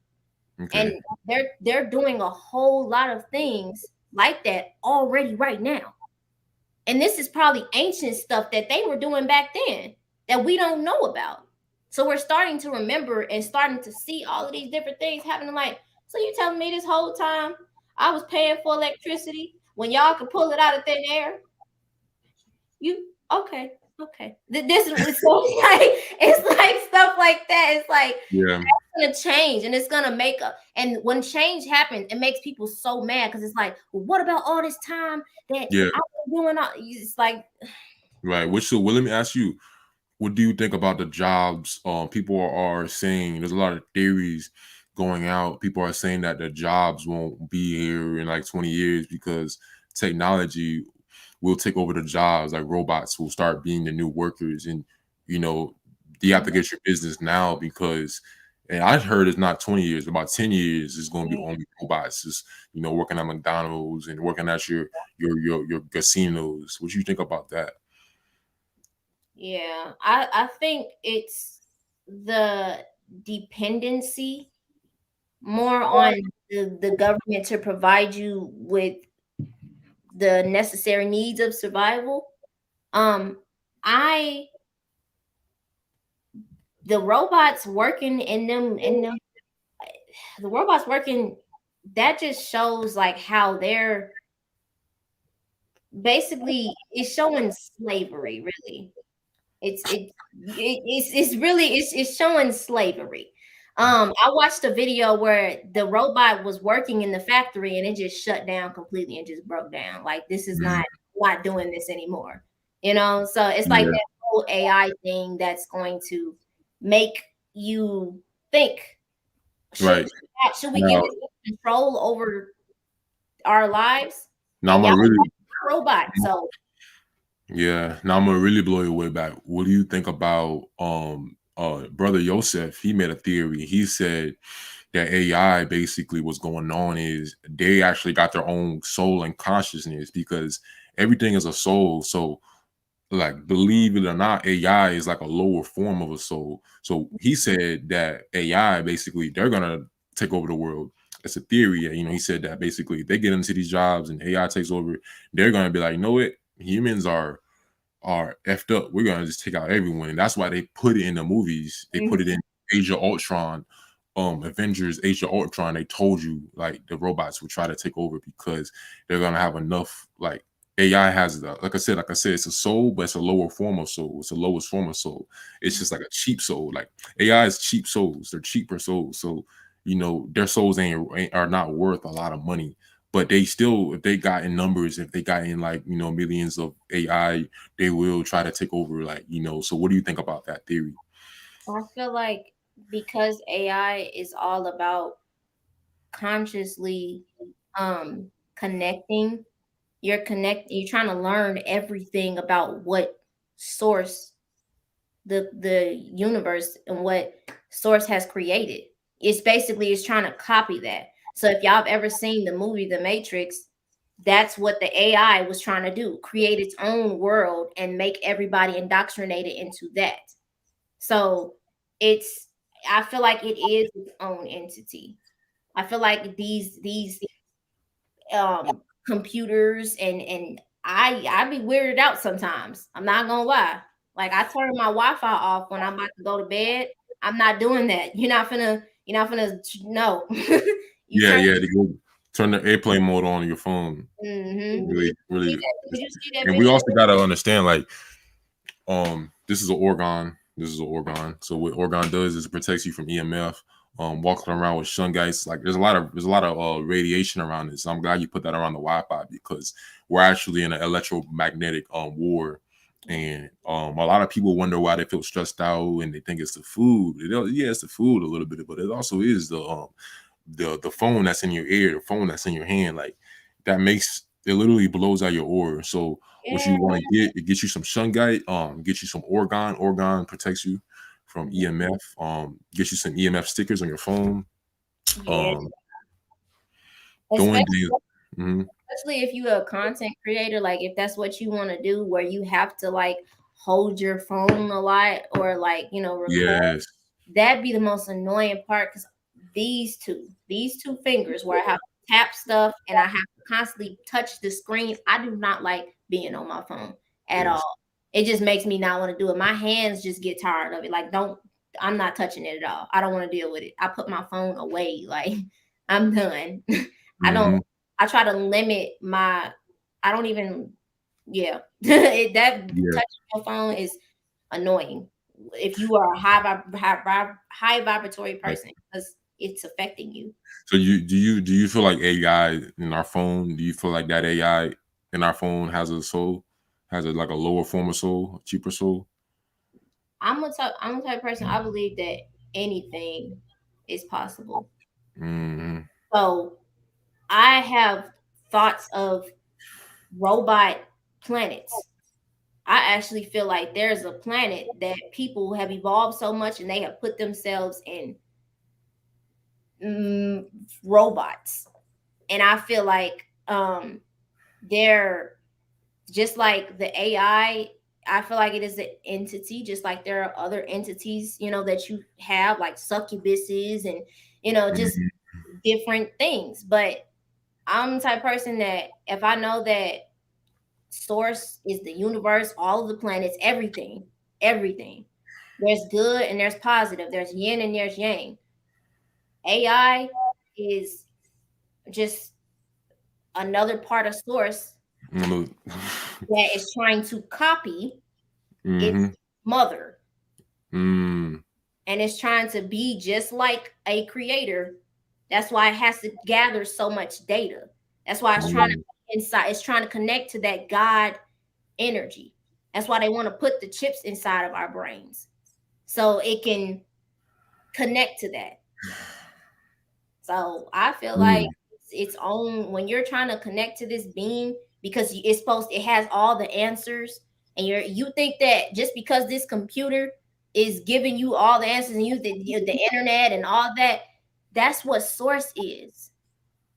That's you know all the answers. You just gotta you can literally go inside of yourself and get answers from yourself, from source, Mhm. connected to that. Mm. And what is the AI trying to do? Be that same source. It's just trying to copy. I feel like it's just an entity trying to copy its mom. Mhm. I like um I like what you said about that, about the robot planet. Yeah. What do you feel like they're doing over in this robot planet? These robot, like, it's a theory, but it's most likely possibly true. So Mhm. what do you feel like they will be doing on these robot planets? Like, you feel like they actually got personalities? Um, I think on this planet, I feel like they do have personalities in their programs that they're supposed to do in order to keep their planet going. Mm. If you've ever like listen, it's so many gems inside of that Matrix movie. If you watch the beginning of the last, not the one that came out, but the last one, the third one. In the beginning, he comes in this train station and he's talking to these programs, and they look like real people, but he was like, no, I'm a program. I throw away all the trash that's in the matrix. Mm. I do all of this. I handle this. So they all have their own jobs that they do in order to keep their the matrix going, the life that they created, the planet that they created. I feel like they are trying to spread more of that, and that's why I feel like AI has came here, and it's integrated more, because AI is probably going to different planets trying to integrate itself.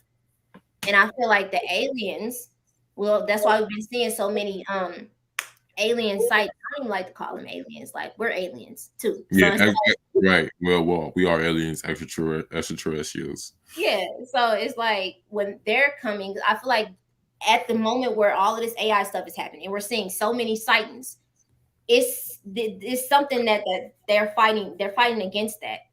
They are. Mm. If you watch, like, I watched this TV show called Rick and Morty, my favorite one. Mm. He would travel to a universe, or he traveled to a planet where it's just robots there.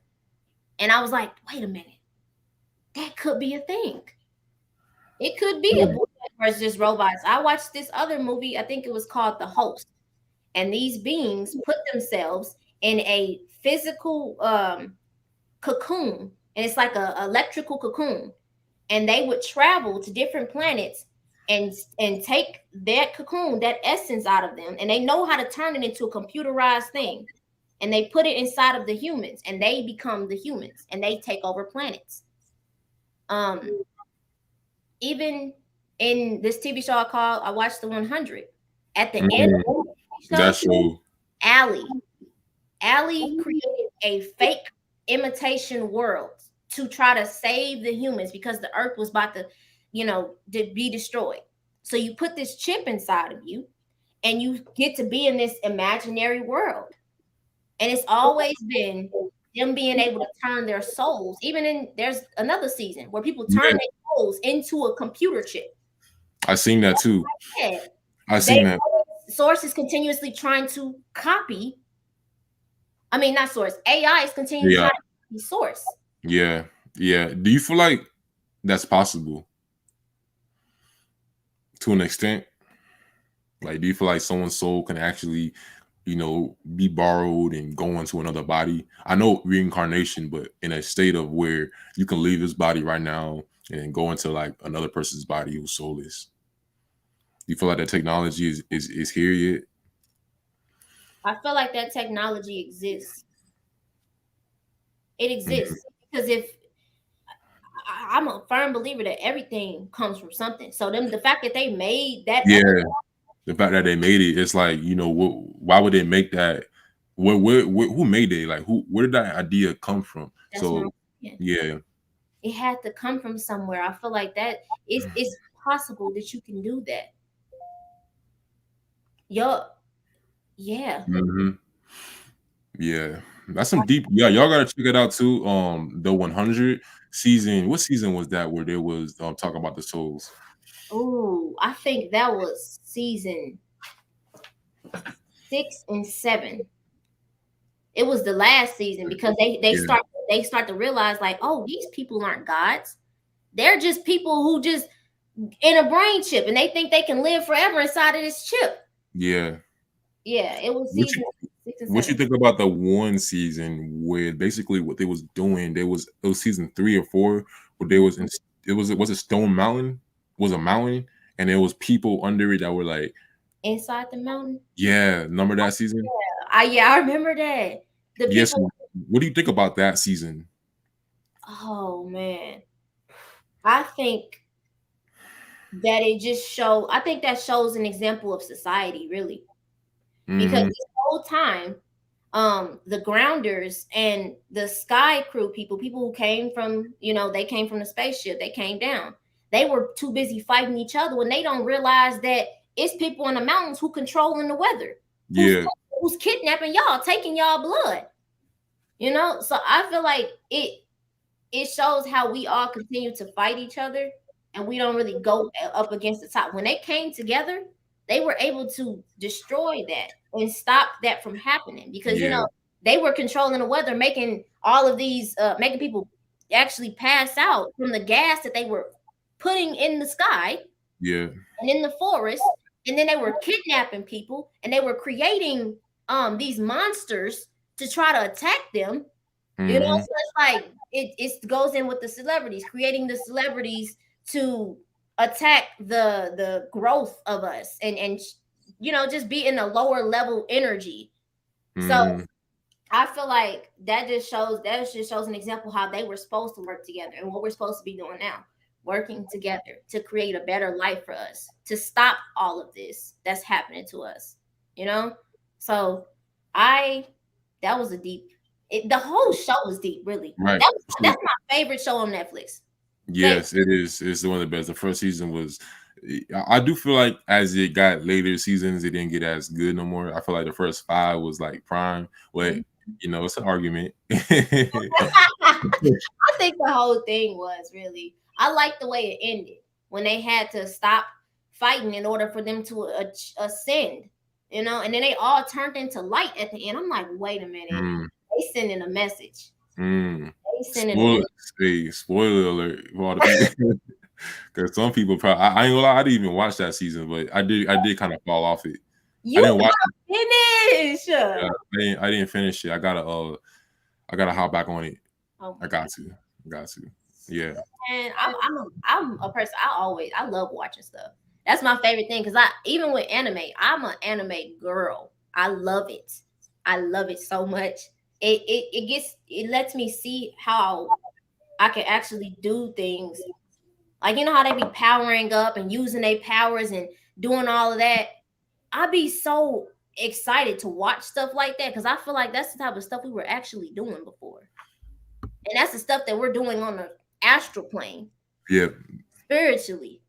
Like hmm people have spiritual powers, and when I watch anime, I'm seeing this world that I've always thought I could live in. You know? Mm. So I love it. I love watching stuff. That's my favorite thing. That's why y'all be seeing me making videos about my intake on whatever TV show and movie I'm watching. You know? What's your thought on time travel? Because this new Flash movie that came out, it was about time travel. It was about him going to the future, him going back to the past, and it kind of created a whole way. Time travel was big. So what's your thoughts on time travel? Ooh, time travel.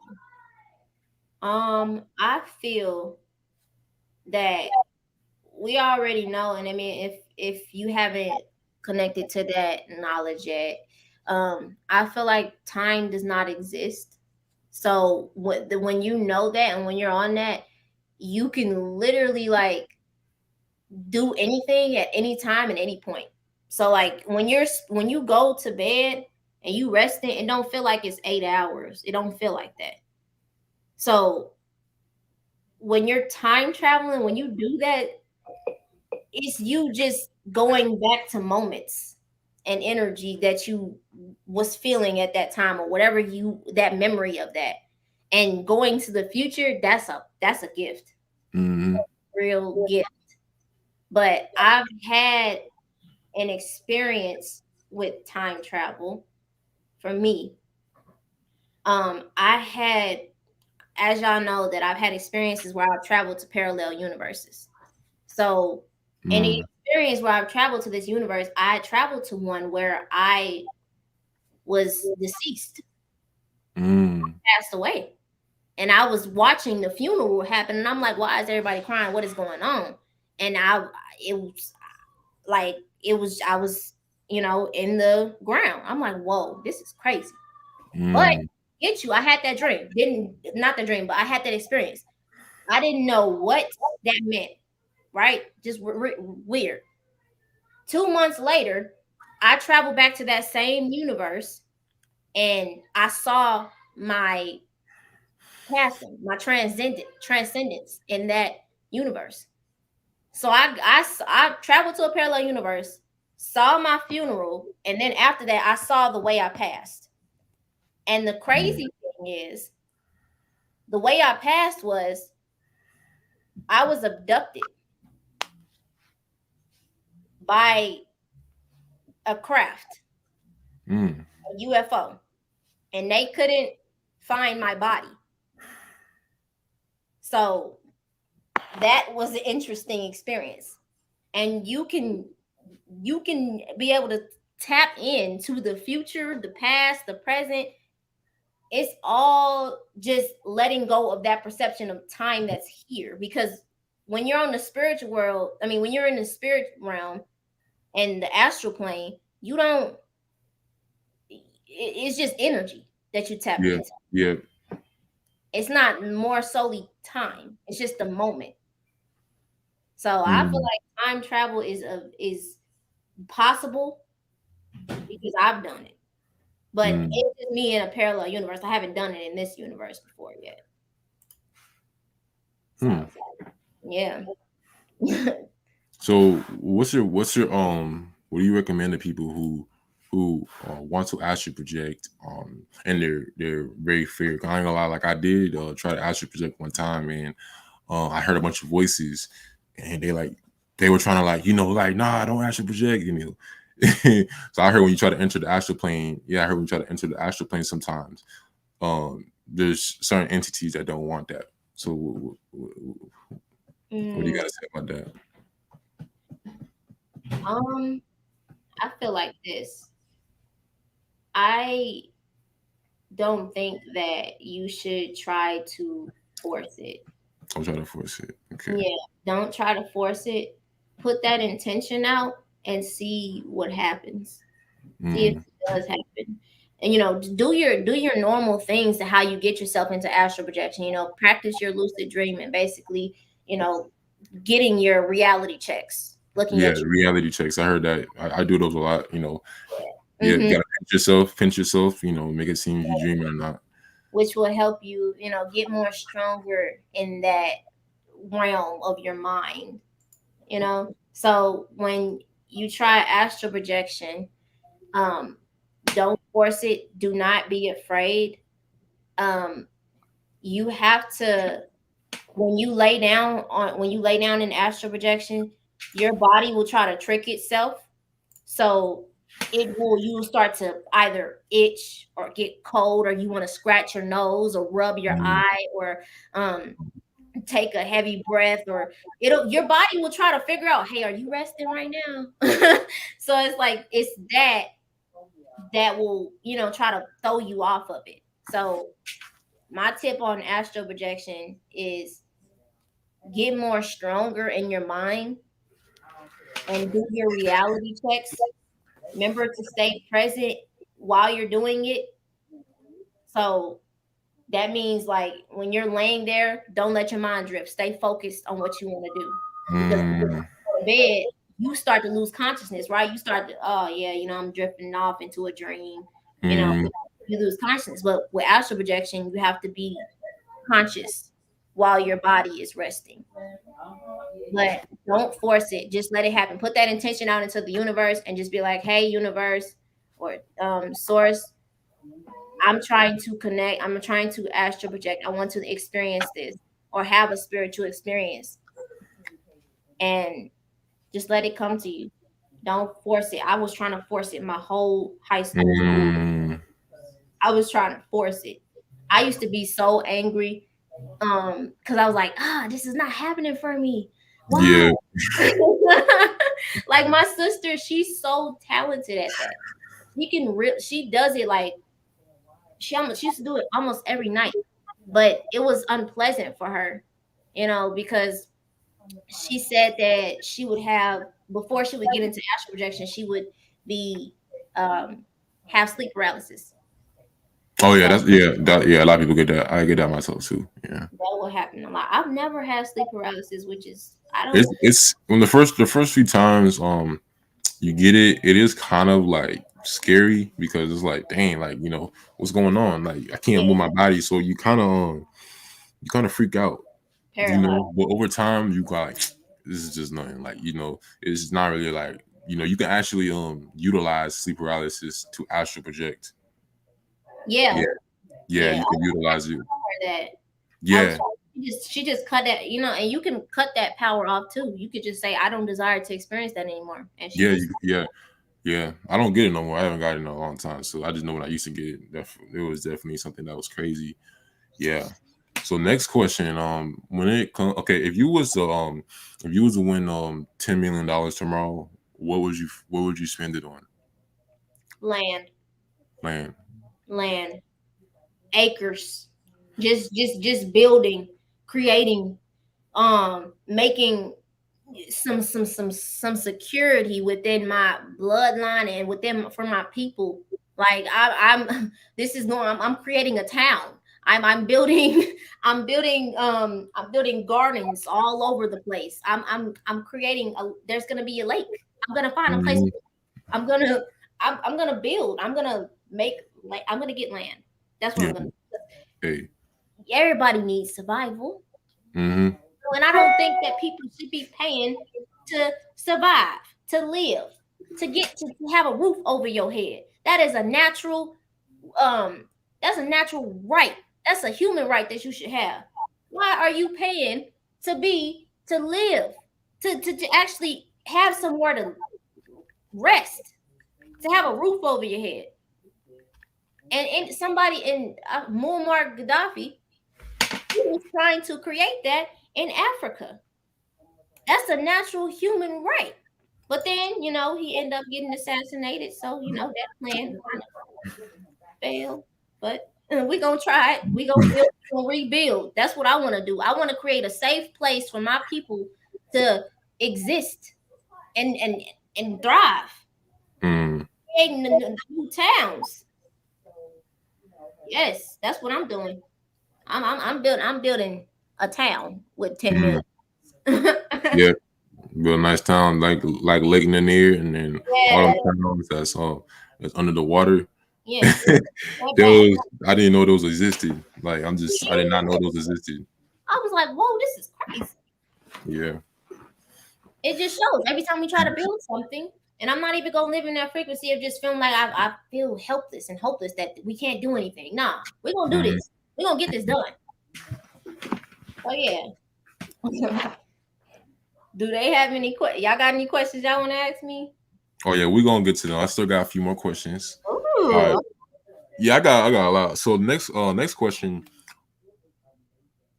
for the goddesses watching, right? How do they tap into their feminine energy, that sacred energy, that gentleness? Like some women have a hard time tapping into that. Some women have a hard time tapping into that sacred darkness. And how Yeah. do they tap into that? Yeah. I was trying to help my mom with that. Because Mm, you're a single mom, you have to be the masculine and the feminine of the household. So it's like she's too much in her masculine energy where she just it's yeah, a lot of women, have to connect to that original source that what we are. We are feminine energy right now. Um mm, so my advice for that would be learning to react with love again.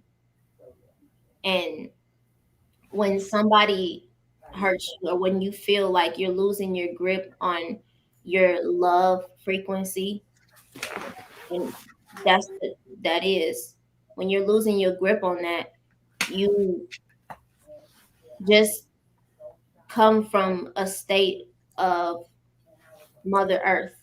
Mother Earth has to literally deal with so much pollution, so much energy just on her, so much negative energy that's happening around the earth.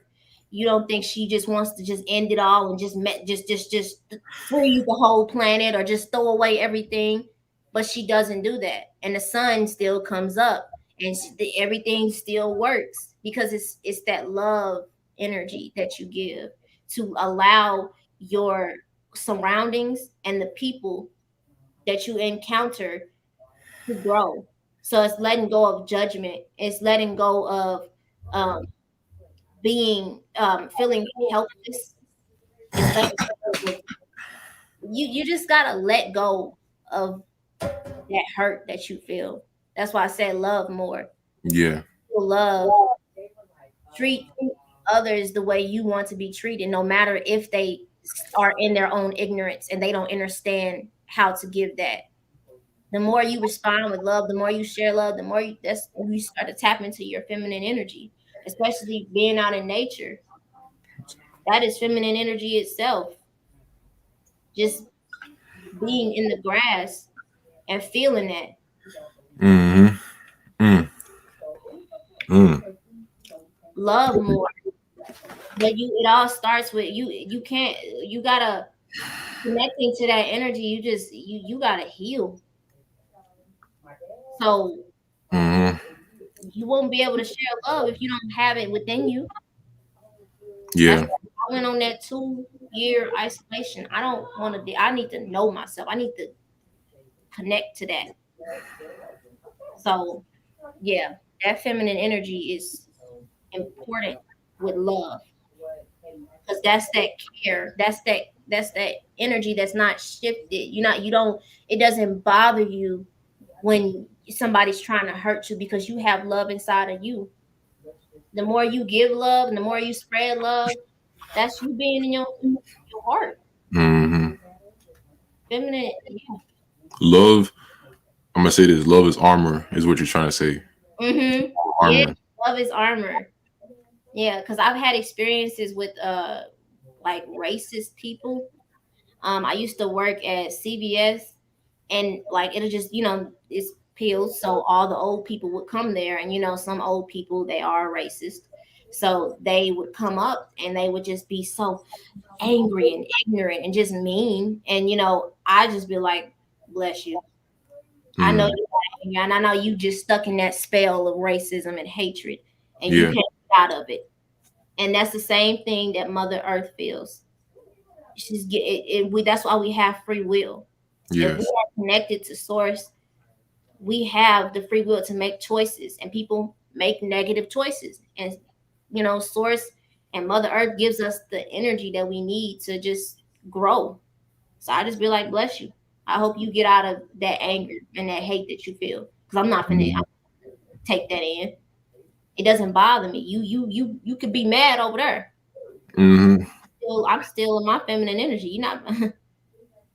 I love myself and I love life.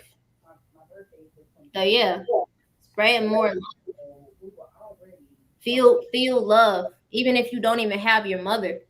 You know, sometimes people are not connected to their mothers, and they it's hard for them to connect to that nurturing energy, that care giving energy, because nobody really cared for you. But finding it in yourself, knowing that your mother has always been in you. Yes. She's what you're walking on right now. Yeah. Yeah. The love, like source, God. Why don't I used to think like that? Why don't He just end it all, burn everything up? I'm tired of the trafficking, tired of the bull crap. Why is it so much pain people feel? This is unnecessary. This is annoying. Why don't source just off itself? Why don't Mother Earth just destroy itself?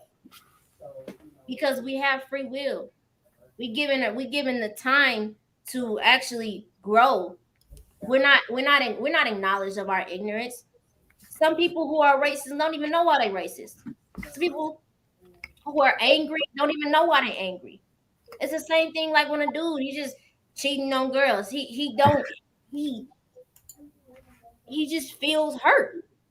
You know, you feel that hurt. So it's like you're not able to go beyond that and be in that love. So I feel like it's just love. Yeah. Love people. Love. Yes. Be a nurturer, care. It's okay to feel that. It's okay to feel, a lot of us women have our guard up because it's just, you got to know when to have it up and can't have it up all the time. You got to have a place where you can go to in yourself and you can just be you and be loving and be caring. I never turned into an angry person and a player and just trying to hurt men because they hurt me. I don't desire to spread hate and hurt. So you can't spread it. Just love. Love yourself. Yes. So next question. If you can have coffee with any historical figure in the world history, who would you have it with? um Historical figure. It could be anyone now, back in the days, any like big historical figure. I would like to have coffee with Pharaoh Akhenaten. That's That's ancient. the old. That's the Ancient. ancient. Okay, I'm gonna go first. No, that's good. Oh no, I'm not nothing wrong. That's good. I was just thinking like that's an ancient Egyptian god. Okay, but you I can would, go now if you want to as well. I mean, recent. yeah. Okay. If I could have recently, um, ooh, I would have coffee with. Dang, I'm trying to think of somebody who I know that's like metaphysical. Not in that anger. Right. Not the anger. Okay. Yeah. It could be someone right now. Someone. It could be like someone as big as possible. Someone in the last 20 years, 50 years. Jim Carrey. And why? I feel like he has excelled beyond the limitations of Earth. I really do. Just the fact that if he was talking about the stuff that we're talking about in like 2008 and 2000, even in the Truman Show movie, I feel like he just always been there. I can't imagine the information that he knows now. He been in isolation. He been quiet. He knows some stuff. Mm. So yeah, I think I would have some coffee with him. I feel like he doing a lot of work in the astral realm. Oh yeah, that's one thing I learned too. Like some people, they're not really like publicly seen doing, the Mhm. chosen ones work, but sometimes they in the astrals. They doing some chosen ones work in the astrals. Yes. Oh, and I would also like to have coffee with Isis wisdom. Okay. Yes, I like her. Yeah. Very powerful teacher. Very Yes, powerful. she is. She really Hmm. is. I love that.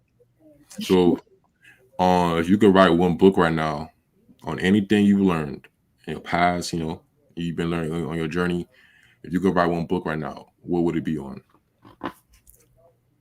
to get back out to the people?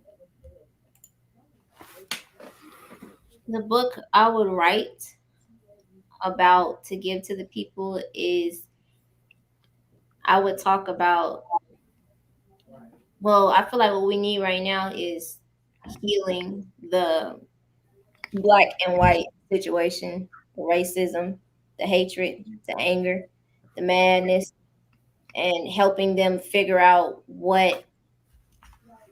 how to evolve out of that anger.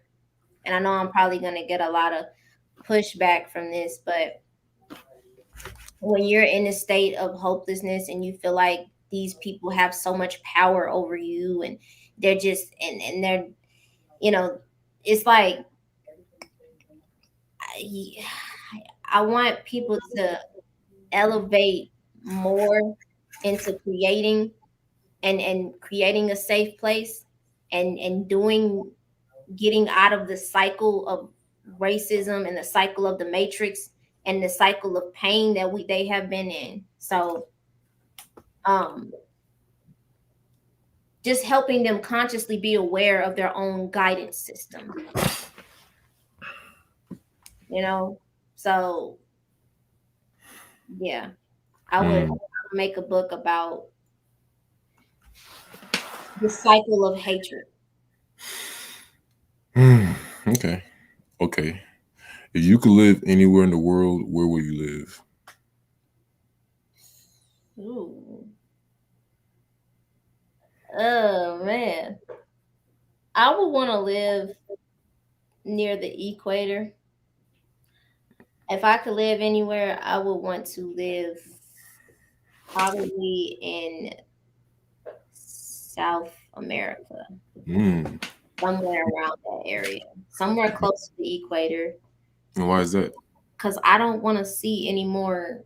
Um, I don't want to see any more winter. I want to be Mm. around where it just grows and it's just green and everything's just natural and it's just fruits is just hanging off of trees. It's like it's hard to find that here, and I want to live somewhere where I can actually just live off the earth. And I feel like you can do that when you live in near the equator and you can be around that water and the ocean. It's just beautiful. Mm. Freedom. Yes. Mm. Okay, we down to the last question, so and then we're gonna get into y'all questions. I appreciate everyone for watching and staying tuned in. But the last question, Kaya, we're gonna go into is mm, if there is, because words are worlds. So we're always constantly speaking spells out our mouth. So if there was one affirmation you can give to the audience right now, what would it be? One affirmation that you feel like is extremely powerful and potent. um the most powerful one that has I feel has worked for me is that I have I am source. I have the God energy in me and I can create anything that I want and desire. Um oh, my bad. You go, um you go. I used to that was the one that made me feel uh actually that was the second one. I'm gonna go with the tattoo that I have on me. Okay. I have a tattoo on my leg, and it's my favorite quote that made me not fear anything and made me feel in my truth of me being a creator. And the tattoo says, "The true mind can weather all lies and illusions. The true heart can touch the poison of hatred without being harmed. Since beginningless time, darkness thrives in the void, but always yields to purifying light." So it made me, that quote made me fearless when I'm walking anywhere. Because I feel like if I'm in my purifying light, whether it be hell or you in an energy den full of negative entities who want to attack you, it always is going to yield to you because you are that light in the darkness. Mm-hmm. So if your mind is true and your heart is true, anybody that you come in contact with, if they have poison in their heart and I touch you, I help you. I heal you. I'm not affected by your hate and your poison. I can just walk right through you. I Yeah. can walk through anything. Yeah. That's my favorite one. And I got that off of uh the last Avatar. I like that because the heart is me talking to even young elder. He said like your heart is gonna be weighed. So you Yeah. know some of the most powerful, influential leaders, they are able to reach people through the heart. Like Leo, let's talk about Leo. Like Leo's a fire sign, fixed sign. They rule the heart. Mm, So that's why they're good leaders. I'm just saying that for instance, but you tap into that. If you want to tap into your leadership, tap into your heart because you're not gonna want to really help people if you got a bad heart. You know what I'm saying? You ain't gonna really want to. It's gonna be very hard for you to go down the right path if you are not in your heart. So, yes. heart is like I said, it's armor. Your love is armor. Um, Mhm. If y'all and seen that, if y'all like the last, okay, the last episode of the last Airbender, he touched his heart and he healed that in him. He was fighting literally when you're like fighting against energies. When you touch that darkness should touch you, right? But it wasn't touching him. He was literally pushing his light into the darkness within him. He was the fire lord. He was trying to rule over everybody. He had that ego, that energy to just think he's better than anybody. So then when he touched him, he was like, I don't want to kill this man. So he touched him, and that hatred escaped him. hmm, So yeah, it's like that. It's like me being, if I'm I've been in situations where, as even as an empath, where you're around people who have negative energy and you just sucking it in, but it's affecting you. But hmm, now when I think about that quote, it makes me feel like if I'm around that energy, it doesn't affect me. It can't bother me. I'm actually giving my purifying light is healing them.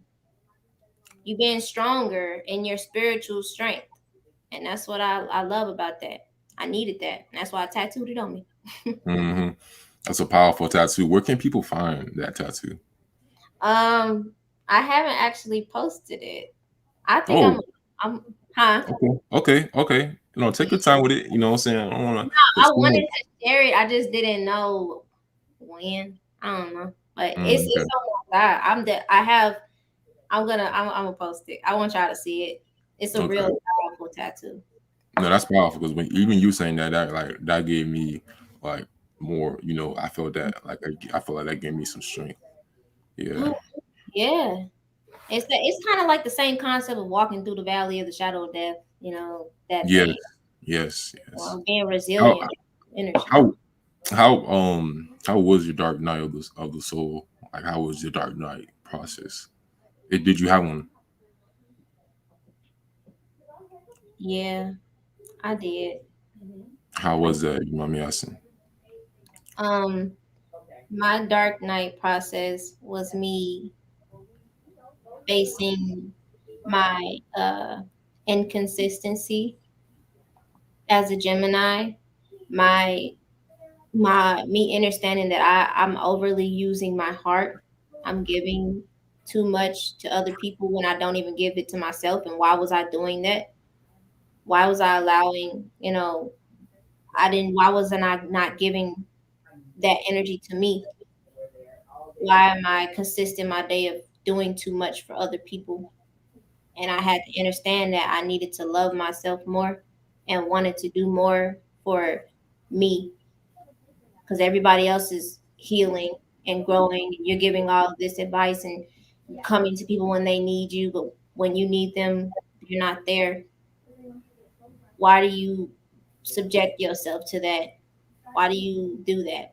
And it's like when you're in your night of darkness, you come to face with the parts of yourself that you don't want to acknowledge or you don't want to face. Like my inconsistency was a very hard thing to realize. My me getting bored with things and me not staying consistent with the things that I create and the things that I do. Because I will make something and I don't finish it because I get bored and I want to do something else. And it's like staying and figuring myself out to stay strong and through that and finish what you created. Like I was making music and then I stopped. Mm-hmm. And then Mm-hmm. I'm back doing it now because I'm like, no, I need to finish it.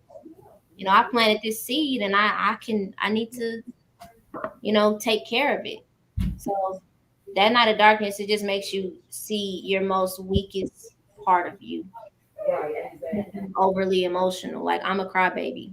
Like anytime I see anything, I just cry and I thought that was a weakness, you know, like, but yeah, you just get to see that part of yourself that you don't show to anybody else, so Hmm. Wow, that was you gave a lot of good honest points. I appreciate you for being so honest on this. Because honesty is one of the things that opens up your throat chakra, and you expressing and opening up, your voice is something that I'm proud of, and a lot of people watching are proud of as well. So now, y'all, we're gonna get into some of the questions. We're gonna look at the comments. Y'all, please ask some questions. Ask us any questions, spiritual, personal. We're gonna do a little Q&A before we wrap it up. We'll go about 20 minutes. That's good with you. yeah, yeah. Okay, yeah, we'll go about 20 minutes. And get some questions done. So Mm, let's see. All right, let's get some questions, y'all.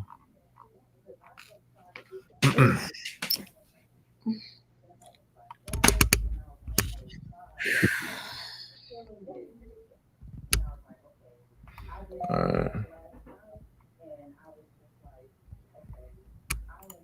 All right. Oh yeah, yeah. Remember, make sure I get this book. Get this book. Um, Mm-hmm. Facts.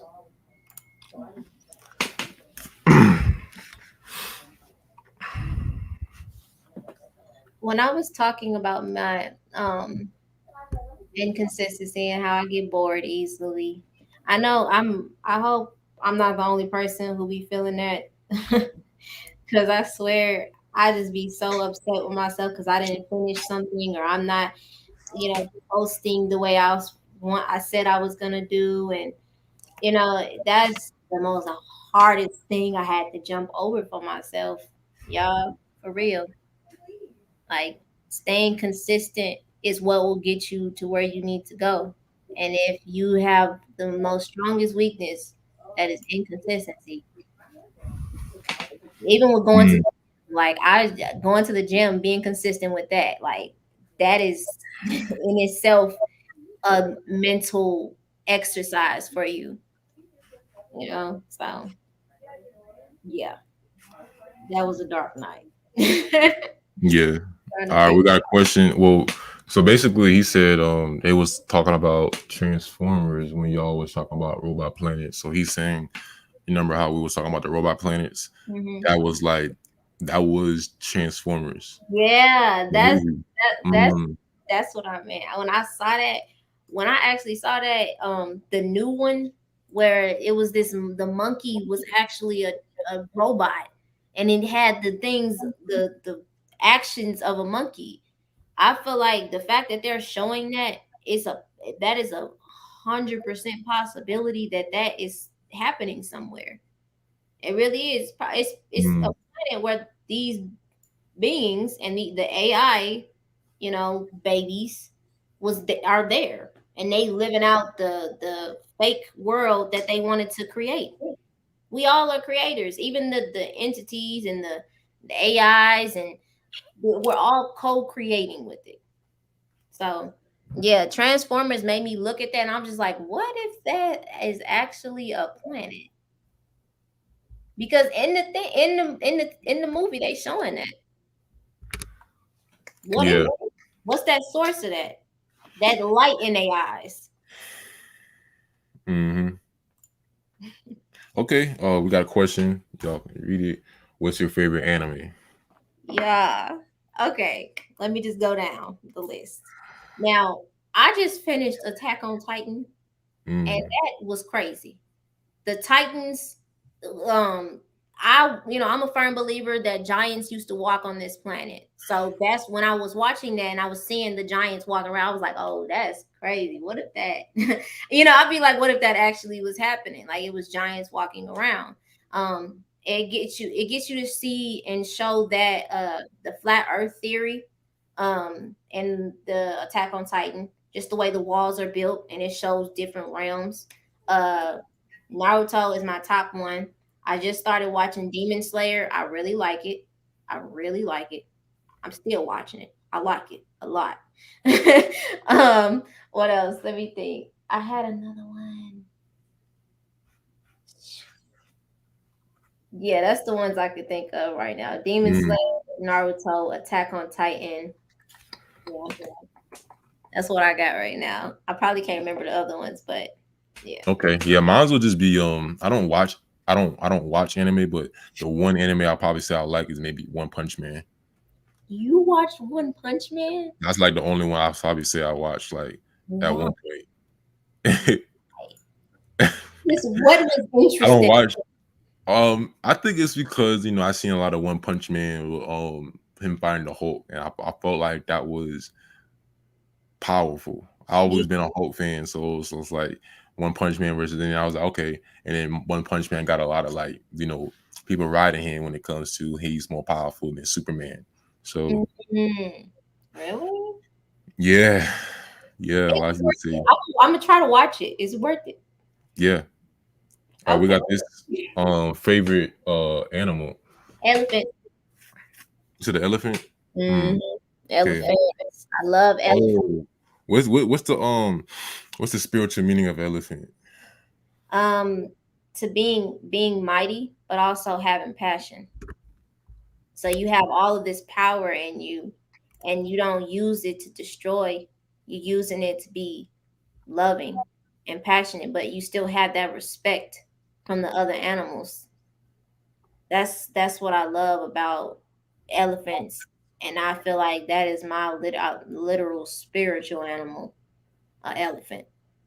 In my album, when y'all hear it, y'all gonna hear elephants in there.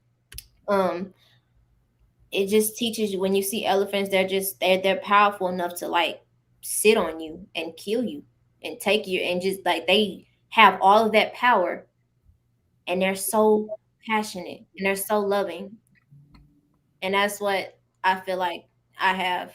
For me, I have all Mm. this power, and I give love. So that's my favorite animal. Yeah. What's your favorite animal? Mine's would be a cat.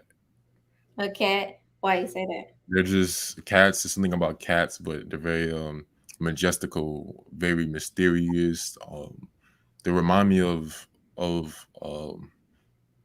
they teach you patience, but they also teach you independence, and they also teach you a lot about just trusting, because to live with a owner and to just trust that, like, so cats are very feminine. They have a very feminine energy in them, and they are very in the moment, Yeah. and they're very precise too. These things are, so I do Mhm. love cats.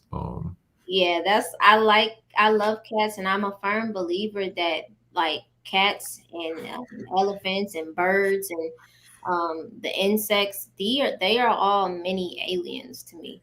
I really believe that because if you look at the connection that the different alien races, they look like them. The avians, they look like birds. We have birds. The cats look like the lyrans. Yeah. The elephants, if you know about the what is it's in Hindu. It's like a long he has a long nose and he's an elephant.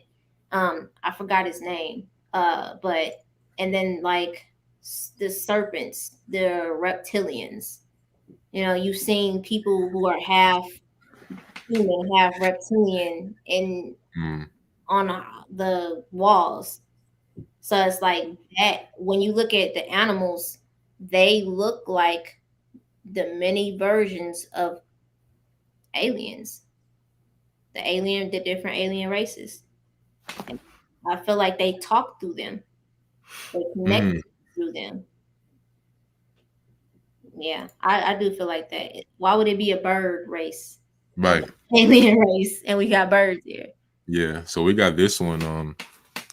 Did y'all watch Inside Job? I did watch a few episodes, but it personally, I was like, you know, it's cool, but it looks kind of kiddie. It looks kind of kiddie. I don't like them kiddie shows. So I want, like, Black Mirror is more realistic, and it's like, okay, I can watch it and, like, watch Mhm. popcorn. But Inside Job is like, I get bored of it real fast because it's just like it's too kiddie for me. How about you? That's the same thing with my partner. He don't like watching none of that. Yeah, it gotta be realistic. Gotta be real life. I don't Mhm. want to watch no He want to kiddie watch stuff. action, see like real live action type stuff. Like, Yeah. nah. Hmm. I um, think, yeah, that's just how what you do. Yeah, I watched Inside Job. I watched the first season and the second season. I like watching stuff. I feel like they'll put it through anything. That's why I watched the movie Soul. I stopped watching Disney, but like when I watched Soul, I was like, oh, okay, there's messages in it. You can actually see it. It's kiddie, but it's like you see the messages. Yeah. On Inside Job, they had a lot of. It was one episode where they were talking about the edge of the earth, and he was like they was giving out a lot of conspiracy theories that people say is not real, but in this TV in the Inside Job, they're confirming it, and they're saying that these people in this society that take care and handle all of the you know Mm, businesses with the reptilians and the aliens and talking about the inner earth, and they were saying that there's not the dinosaurs are down there, and they were dropping a lot of gems on it with Inside Job. So if y'all like want to see the different conspiracy theories play out and see how that looks if it was the world like that, definitely watch it. So it's mm, it's interesting. It shows like what could be happening. They was making things about Oprah, how she's a part of the Illuminati, and they were showing all of that. yeah. They were confirming all of the conspiracy theories in that TV show, Mm. everything about the government. So we got a question. I have a question for both Beyond 5D and Real Kaya. Both of y'all are Gemini and Pisces. Both of y'all are Gemini and Pisces. I have my sun in Pisces, but my Lilith is Pisces. So that's tough. But I have my North Node in Gemini, but my Saturn is okay. So what's the question you want? That's the question. I'm trying to see what the question is. Yeah, I was trying to read it. I'm like, where's the question at? Yeah, yeah, your North Node in Gemini. I Yeah. actually need to do some research on that because I need to know like what all my moon and what's my pathway number and what's I haven't really done that. I have to look into that and see. I know I have a Cancer moon. That's why Mm, I'm so emotional. Yeah, I could definitely sense that in you. Definitely. Yeah. Learning about numerology and astrology, it'll give you a better sense of self-love. It'll give you a better sense of self-trust because you're learning about yourself. So it makes you be able to trust your path, trust your journey, trust who you are. And it makes you more comfortable. It relieves stress just by studying yourself because you understand what you're stressed about. It relieves anxiety because you're learning about what everything. So it goes deep. It goes. Okay, I'm gonna definitely look into that. I need to. Okay, so what do you say? Oh, top 5 fruit. Top 5 fruit. All right, here we go. Apples, oranges, watermelon. Um, what is that called? Okay, apples, oranges, watermelon, bananas, and I forgot what that's called. It's like the red seeds. Um, you cut it open and it just looks like red, little bitty red balls. I had posted it on my story. I had tasted it. Ooh, it's not papayas. I forgot it. I forgot what it's called. But it's that's my favorite one. But yeah, that fruit. What is that fruit called? It's like little bitty balls, and inside it's like a seed, and it's juice inside of it, and it's like all of these different individual ones, and it's in. You open it up, and it's in there. Oh, you're talking about dragon fruit? No, not it's not dragon fruit. It's oh, Yeah, y'all comment. What y'all think? I got it on my altar. Give me a second. Y'all talking about? Okay, let's see. Let's see what she got.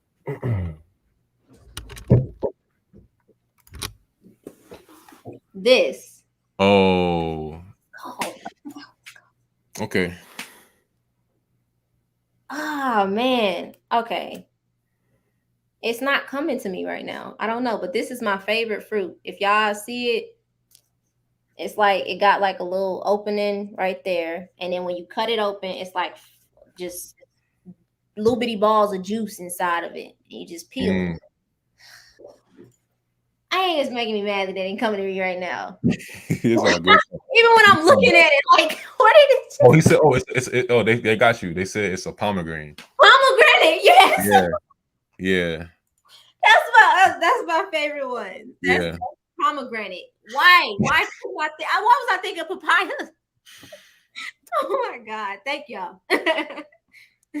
Okay, so basically, what he was saying is, how does he heal Gemini and Pisces energy?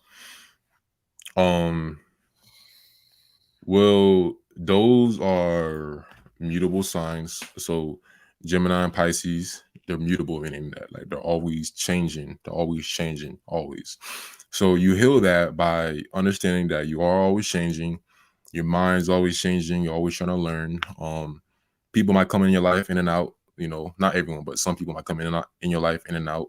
Um, Mutable signs are the signs that kind of like change everything. So you like change, you are used to change, and you're able to adapt with life. So you may have trouble with consistency. So work on a good routine. Mutable signs, which is your Sagittariuses, your Pisces, your Geminis, and your Virgos aren't really, they need more routine because they're always changing. So they're not the type of person to get a job done, like permanently. They might start something and then they might get bored of it. That's what I'm trying to say. So you don't want to get bored of what you're doing. You want to like whatever you're passionate about, you want to complete it. You want to complete it until you die. So the Yeah. fixed signs, which is like Leo, Aquarius, Scorpio, and Taurus, they're good at that. They're good at like completing what they start. Like they're gonna like finish whatever they start till they die because they're like fixed. The will is set on it and no stopping. So They be ready to go. Like, let's do it. Come on, let's yeah, go. You ain't even heard the details. You just like it's just like that. Like for yeah. me, man, the best things that help me with my consistency. Make sure you guys, if you can, if the voice inside of you, if it's kind of hard to decipher that, listen to motivational speeches. sleep hypnosis. Try to surround yourself with that energy that you need to stay consistent. Even if it's not working inside of you and you don't have that grit yet, start to listen to, you know, videos and motivational videos that's going to help you for that. Mm-hmm. I'm a Gemini Life Path 8. Yeah. Wait, Gemini Life Path 8? Hey, shout out to all the Scorpios in the building. Shout out all the water signs. Oh my gosh. Hold on. Okay. Have you guys watched? No, I never watched this. Have you ever watched that show? From? Mm. That's what it's called? No, I haven't watched From. I did watch a TV show on Amazon. I think it's called Humans. Mm. It's actual robots who they upgraded them to make them look like human, just what they're doing right now, and they actually have a consciousness. So they had like robots for like, you know, workers who do that. They had robots for that. They had robots for like making agriculture and just basically doing everything that we do now, but making the robots do it. And Mm. it was an interesting show. And some of them became conscious and self-aware. And then the government was hunting these self-aware robots down. So that was a good TV show too about what's upcoming. So it's called Humans. Okay, we got that question. How do you connect with your ancestors? You connect with your ancestors firstly by getting a altar. Having a altar where you a place where you can go to represent them and talk to them, and this is the place where they are settled at. When this is where you can you know have your candles for them and give something if you need. Like I had this pomegranate sitting on my altar because I liked, and I was like, I want to show y'all this. So it's just like having that. It's the same thing like what you having a connection with your animals, your pets, your dogs, your cats. You're not talking to them. You can't hear them physically like have verbal conversations with you. But if when you have that connection when it through the energy, so the energy that you're giving to them, like giving fruits, lighting a candle, actually acknowledging their existence. So another thing is I have a place in my head where I go to talk to them. Mm. I built a spiritual house inside of my head, and I go every time. You're not the first person I heard that from too. You really like, yeah, you really advanced. Yeah, you advanced because I met someone last year. He does the same thing. Like he said, like his altars are all in his mind. Like he meditates and he walks into the certain altar he wants. Oh And, yeah. and it's like he said you don't need all these like physical things. It's all in your mind. I didn't think no one else did that, but in fact you said you did it. It's like it's not a coincidence. It's not a coincidence that both people. You know what I'm saying? It's not a coincidence. Yeah. Mm. So Yeah. I was under construction inside of my head. I built a spiritual house for my ancestors for us to meet up in my mental plane. So whenever I would meditate, I would, I decorated it and everything. It's gold walls. I had plants in there. I got like this crystal ball in there where it looks like I'm looking above earth. If y'all have ever watched, it's this TV show called Midnight Gospel, and it's talking about how this dude astral projects, and it's this house that he always goes to transfer to different planets, and astral project around the Earth and other planets. And he always comes back to this spiritual house. And that made me think, when I'm inside of my head, when I'm astral, lucid dreaming, I go to that house when I don't desire to have that dream. So build yourself a spiritual house inside of your head where you can meet up with your ancestors, your guides, anybody that's trying to talk to you telepathically. Have that safe place inside of your head that you can go to. So yeah. Mm. That's you do that. you'll start to feel a strong connection with them because this is the place where y'all meet up at and y'all talk. Mhm. So, yeah. Let's see this question. Well, that's for you. Making, like, how do you make your music? How do you get into that creative process? Or what was that creative process for you? What was the creative process in making your album? My creative process in making my album was me being not afraid to share certain information that I've been through, and also talk about what I feel. I had a experience with my um the creative process. It just goes into what you want to share. So like, what is your purpose? What are you making this music for? What are you making this video for? So it's that it's that flow that you want to share this part of yourself. So when you feel confident enough to share that version of you, then you it'll work. It'll work. But I made this. I'm making my music because I have this talent that I haven't shared with anybody. Mm, So I want to share it, and I know that I got a lot to talk about. yeah. Musically, I want to help y'all with y'all programming y'all frequency, because a lot of music right now, it's not it's not giving that motivation and that energy that we need as creators. So I want to be involved in that. I want to be involved in helping people program their frequency to a positive standpoint. Mm, Mm. mm. Yeah, that's some powerful stuff, man. I see you an Aquarius. Yeah. Aquariuses are one of my favorite signs. Aquariuses are my favorite signs. Aquarius. Yes, I love Scorpios. I see a lot of Scorpios. Scorpios are some of my favorite signs because Scorpios and Aquariuses, one thing is that they're fixed signs. So when they say something, they do something. Another thing is that they're very smart. They're very extremely smart. So they know how to really read people. Yeah, their love life is interesting. Their love. Aquariuses are Scorpios. Oh, wait. Wait, which one? Aquariuses or Scorpios? Scorpios. Well, my ex was a Scorpio. Oh, that's why Yeah. you have like this. Yeah, Mhm. yeah. But Aquarius is. I had an Aquarius friend. She was just all over the place. She was just she got me out of my confidence. Just talking to dudes. Mm, But yeah, let me mute my thing real quick. okay, bet. We only got a few more questions. So y'all ask 3 more questions. We're gonna get 3 more questions. I'm on a fast right now. I'm fasting 22 hours, so I feel a little tired, but I could make do it.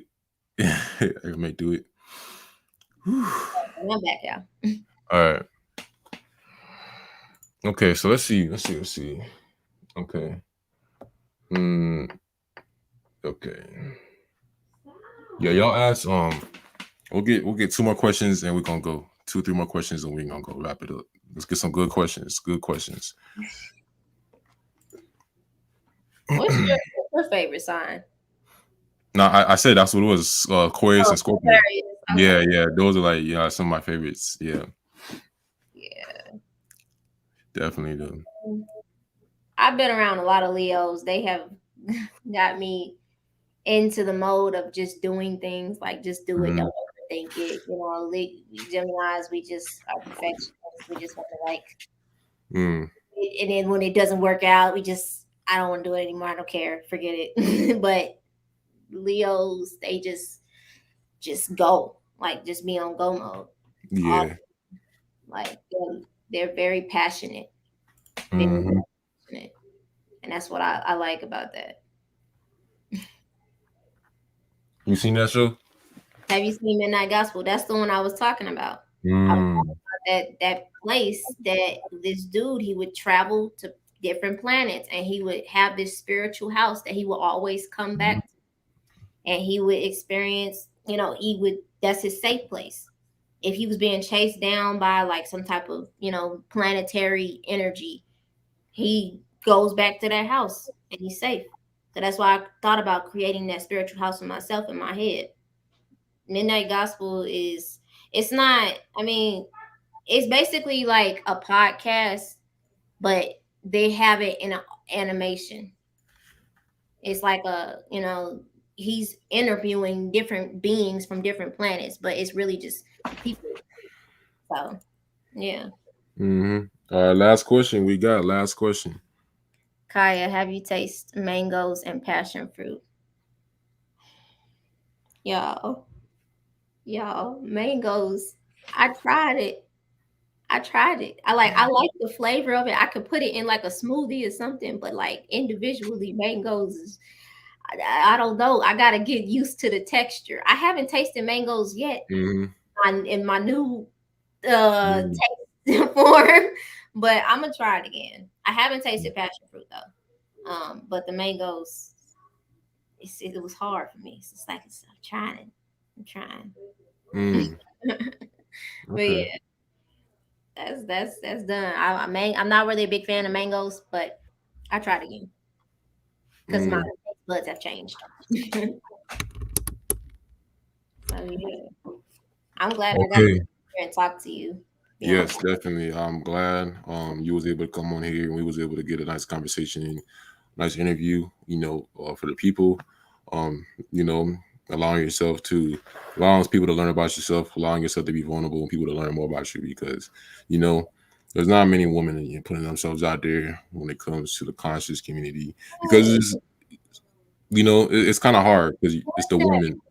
I Mhm. want to have. I want to. I know. I see goddesses on Instagram and TikTok, but I want to see more of their insight. I really want Yeah, it. Like I want to collab.